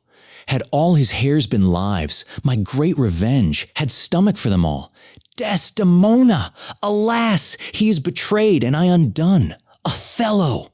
Out, strumpet! Weep'st thou for him to my face? Desdemona! Oh, banish me, my lord, but kill me not! Othello! Down, strumpet! Desdemona! Kill me tomorrow. Let me live tonight. Othello! Nay, if you strive. Desdemona! But half an hour! Othello! Being done, there is no pause. Desdemona! But while I say one prayer, Othello! It is too late. He stifles her Emilia. My lord, what? Oh, my lord! Othello! What noise is this? Not dead? Not yet quite dead? I, that am cruel, am yet merciful. I would not have thee linger in thy pain. So, Emilia. What? Ho, my lord! My lord! Othello! Who's there? Emilia. Oh, good, my lord. I would speak a word with you. Othello. Yes, 'tis Emilia. By and by. She's dead. 'Tis like she comes to speak of Cassio's death. The noise was here. No more moving? Still as the grave. Shall she come in? Were't good? I think she stirs again, No. What's best to do? If she come in, she'll sure speak to my wife. My wife! My wife! What wife? I have no wife. Oh, insupportable! Oh, heavy hour! Methinks it should be now a huge eclipse of sun and moon, and that the affrighted globe should yawn at alteration. Emilia, I do beseech you, that I may speak with you. Oh, good my lord, Othello! I had forgot thee. Oh, come in, Emilia, soft, by and by. Let me the curtains draw. Where art thou? Unlocks the door, enter Emilia. What's the matter with thee now?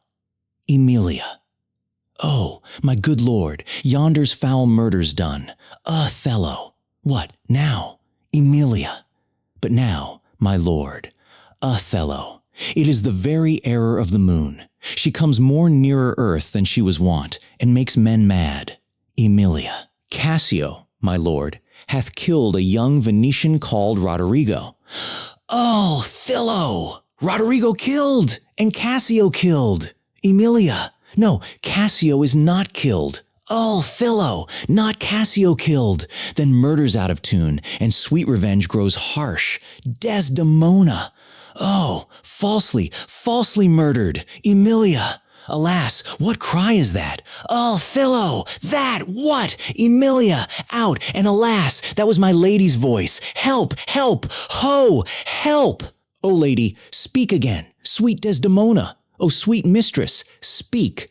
Desdemona. A guiltless death I die. Emilia. Oh, who hath done this deed? Desdemona.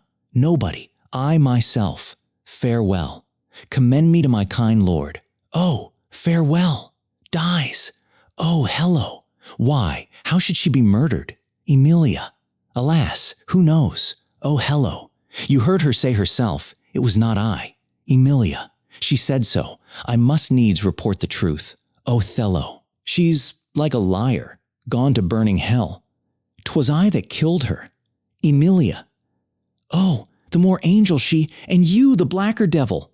Othello. She turned to folly, and she was a whore. Emilia. Thou dost believe her, and thou art a devil. Othello. She was false as water. Emilia. Thou art rash as fire, to say that she was false. Oh, she was heavenly true. Othello. Cassio did top her. Ask thy husband else. Oh, I were damned beneath all depth in hell, but that I did proceed upon just grounds, to this extremity. Thy husband knew it all. Emilia. My husband. Othello. Thy husband. Emilia. That she was false to wedlock? Othello. With Cassio.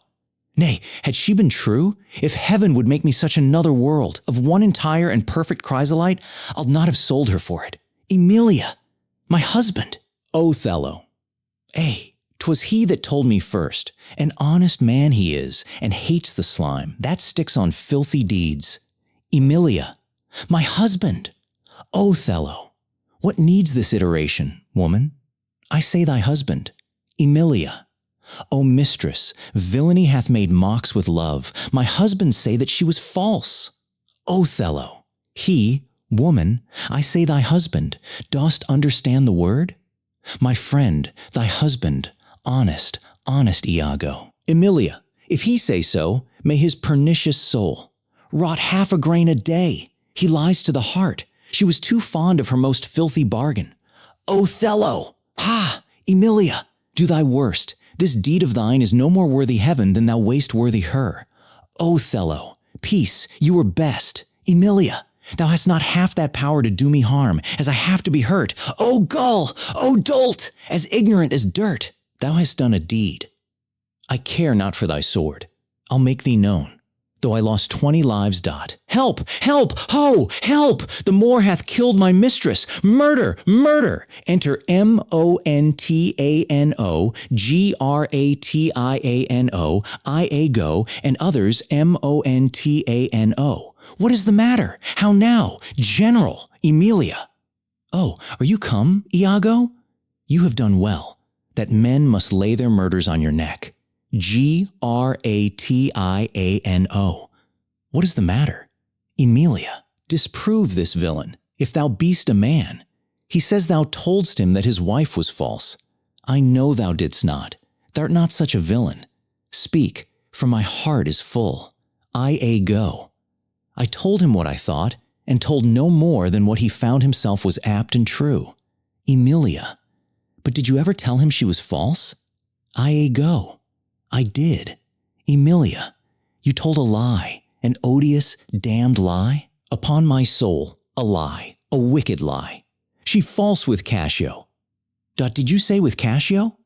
Iago. With Cassio, mistress. Go to, charm your tongue. Emilia. I will not charm my tongue. I am bound to speak. My mistress here lies murdered in her bed. All. O heavens forfend, Emilia. And your reports have set the murder on. Othello. Nay, stare not, masters. It is true, indeed. Gratiano. 'Tis a strange truth. Montano. O monstrous act, Emilia. Villainy, villainy, villainy. I smelt, oh villainy. I thought so then, I'll kill myself for grief, Oh villainy, villainy. Iago. What, are you mad? I charge you, get you home. Emilia. Good gentlemen, let me have leave to speak. 'Tis proper, I obey him, but not now. Perchance, Iago, I will ne'er go home. Othello. Oh, he falls on the bed. Emilia. Nay, lay thee down and roar, for thou hast killed the sweetest innocent that her did lift up eye. Othello. Oh, she was foul. I scarce did know you, uncle. There lies your niece, whose breath, indeed, these hands have newly stopped. I know this act shows horrible and grim. Gratiano.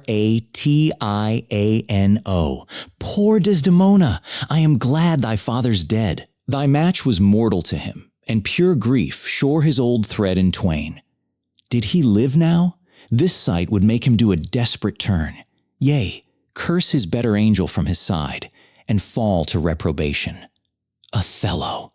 'Tis pitiful, but yet Iago knows that she with Cassio hath the act of shame. 1,000 times committed, Cassio confessed it, and she did gratify his amorous works. With that recognizance and pledge of love, which I first gave her, I saw it in his hand. It was a handkerchief, an antique token my father gave my mother. Emilia, O heaven! O heavenly powers! Iago, come, hold your peace. Emilia, twill out, I peace. No, I will speak as liberal as the north. Let heaven and men and devils, let them all cry shame against me, yet I'll speak. Iago, be wise and get you home. Emilia, I will not. Iago offers to stab Emilia. Gratiano. Fie, your sword upon a woman? Emilia, O thou dull Moor, that handkerchief thou speakst of I found by fortune and did give my husband. For often, with a solemn earnestness, more than indeed belonged to such a trifle, he begged of me to steal it. Iago, villainous whore, Emilia, she give it Cassio. No, alas, I found it, and I did give my husband. Iago, filth, thou liest, Emilia. By heaven, I do not, gentlemen. O murderous coxcomb, what should such a fool do with so good a woman? Othello, are there no stones in heaven? But what serve for the thunder? Precious villain. He runs at Iago, from behind, stabs Emilia, and exit. Gratiano. The woman falls. Sure, he hath killed his wife, Emilia. Hey, oh, Lay me by my mistress' side. Gratiano. He's gone, but his wife's killed. Montano. 'Tis a notorious villain. Take you this weapon, which I have here recovered from the moor. Come, guard the door without. Let him not pass, but kill him rather. I'll after that same villain, for 'tis a damned slave. Exeunt Montano and Gratiano. Othello. I am not valiant neither, but ever puny whipster gets my sword. But why should honor outlive honesty? Let it go all. Emilia. What did thy song bode, lady? Hark, canst thou hear me? I will play the swan, and die in music, singing. Willow, willow, willow. Moor, she was chaste, she loved thee, cruel Moor. So come my soul to bliss, as I speak true. So speaking as I think, I die, dies. Othello, I have another weapon in this chamber. It is a sword of Spain, the Icebrook's temper colino. Here it is. Uncle, I must come forth. Gratiano. If thou attempt it, it will cost thee dear. Thou hast no weapon, and perforce must suffer. Othello. Look in upon me then, and speak with me, or, naked as I am, I will assault thee. Re-enter Gratiano. Gratiano. What is the matter? Hullo, behold, I have a weapon. A better never did itself sustain. Upon a soldier's thigh. I have seen the day, that, with this little arm and this good sword, I have made my way through more impediments than 20 times your stop. But, O vain boast! Who can control his fate? 'Tis not so now. Be not afraid, though you do see me weaponed. Here is my journey's end. Here is my butt and very sea mark of my utmost sail. Do you go back dismayed? 'Tis a lost fear. Man, but a rush against Othello's breast, and he retires. Where should Othello go? Now, how dost thou look now? O ill-starred wench! Pale as thy smock. When we shall meet at Compt, this look of thine will hurl my soul from heaven, and fiends will snatch at it. Cold, cold, my girl, even like thy chastity. O cursed slave, whip me, ye devils, from the possession of this heavenly sight. Blow me about in winds, roast me in sulphur, wash me in steep down gulfs of liquid fire. O Desdemona, Desdemona, dead. Oh, enter Lodovico, Montano, carried in a chair, and officers with IAAA, prisoner. Lodovico. Where is this rash and most unfortunate man? Othello. That's he that was Othello. Here I am. Lodovico. Where is that viper? Bring the villain forth. Othello. I look down towards his feet, but that's a fable. If that thou best a devil, I cannot kill thee. Wounds I go. Lodovico. Wrench his sword from him. I go. I bleed, sir, but not killed. Othello, I am not sorry neither. I'll have thee live, for, in my sense, 'tis happiness to die. Lodovico. O thou Othello, thou wert once so good, fall in the practice of a damned slave. What shall be said to thee? Othello. Why, anything, an honorable murderer, if you will. For nuft I did in hate, but all in honor. Lodovico. This wretch hath part confessed his villainy. Did you and he consent in Cassio's death? Othello. Cassio. Dear General, I never gave you cause. Othello. I do believe it, and I ask your pardon. Will you, I pray, demand that demi-devil? Why he hath thus ensnared my soul and body? I go. Demand me nothing. What you know, you know. From this time forth I never will speak word. Lodovico. What, not to pray? Gratiano.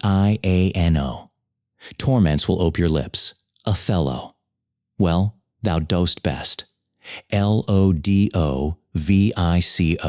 Sir, you shall understand what hath befallen, which, as I think, you know not.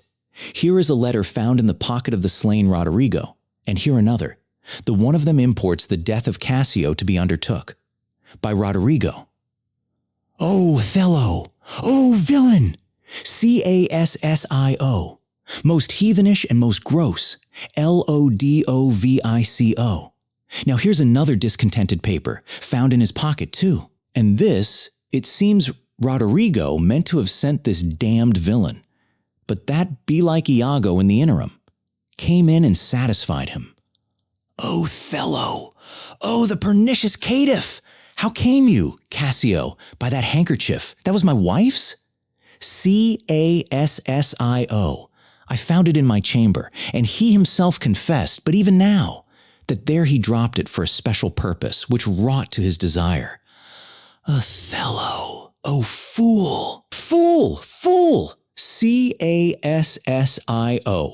There is besides in Roderigo's letter how he upbraids Iago that he made him. Brave me upon the watch, whereon it came that I was cast, and even but now he spake. After long seeming dead, Iago heard him. Iago set him on. Lodovico. You must forsake this room and go with us. Your power and your command is taken off, and Cassio rules in Cyprus. For this slave, if there be any cunning cruelty, that can torment him much and hold him long, it shall be his. You shall close prisoner rest, till that the nature of your fault be known, to the Venetian state. Come, bring him away. Othello, soft you, a word or two before you go. I have done the state some service, and they note. No more of that. I pray you, in your letters, when you shall these unlucky deeds relate, speak of me as I am, nothing extenuate, nor set down aught in malice. Then must you speak of one that loved not wisely but too well, of one not easily jealous, but being wrought perplexed in the extreme, of one whose hand, like the base Indian, threw a pearl away, richer than all his tribe, of one whose subdued eyes, albeit unused to the melting mood, drop tears as fast as the Arabian trees their medicinal gum. Set you down this, and say besides, that in Aleppo once, where a malignant and a turbaned Turk beat a Venetian and traduced the state, I took by the throat the circumcised dog and smote him, thus, stabs himself. Lodovico. Oh, bloody period. Gratiano. All that spoke is marred. Othello, I kissed thee ere I killed thee. No way but this, killing myself, to die upon a kiss, falls on the bed and dies. Cassio. This did I fear, but thought he had no weapon, for he was great of heart. Lodovico. O Spartan dog, more fell than anguish, hunger, or the sea. What if the greatest danger to love was not hatred, but jealousy? Imagine a powerful general, a devoted husband, and a love that seems strong enough to conquer the world. But behind the smiles, a deadly plan is taking shape. One lie, one whisper, one seed of doubt, and everything begins to fall apart. In William Shakespeare's timeless tragedy, love will be tested, trust will be destroyed, and jealousy will lead to devastating consequences. This is Othello, a story of love, betrayal, deception, and tragedy. So, without further delay, let's begin.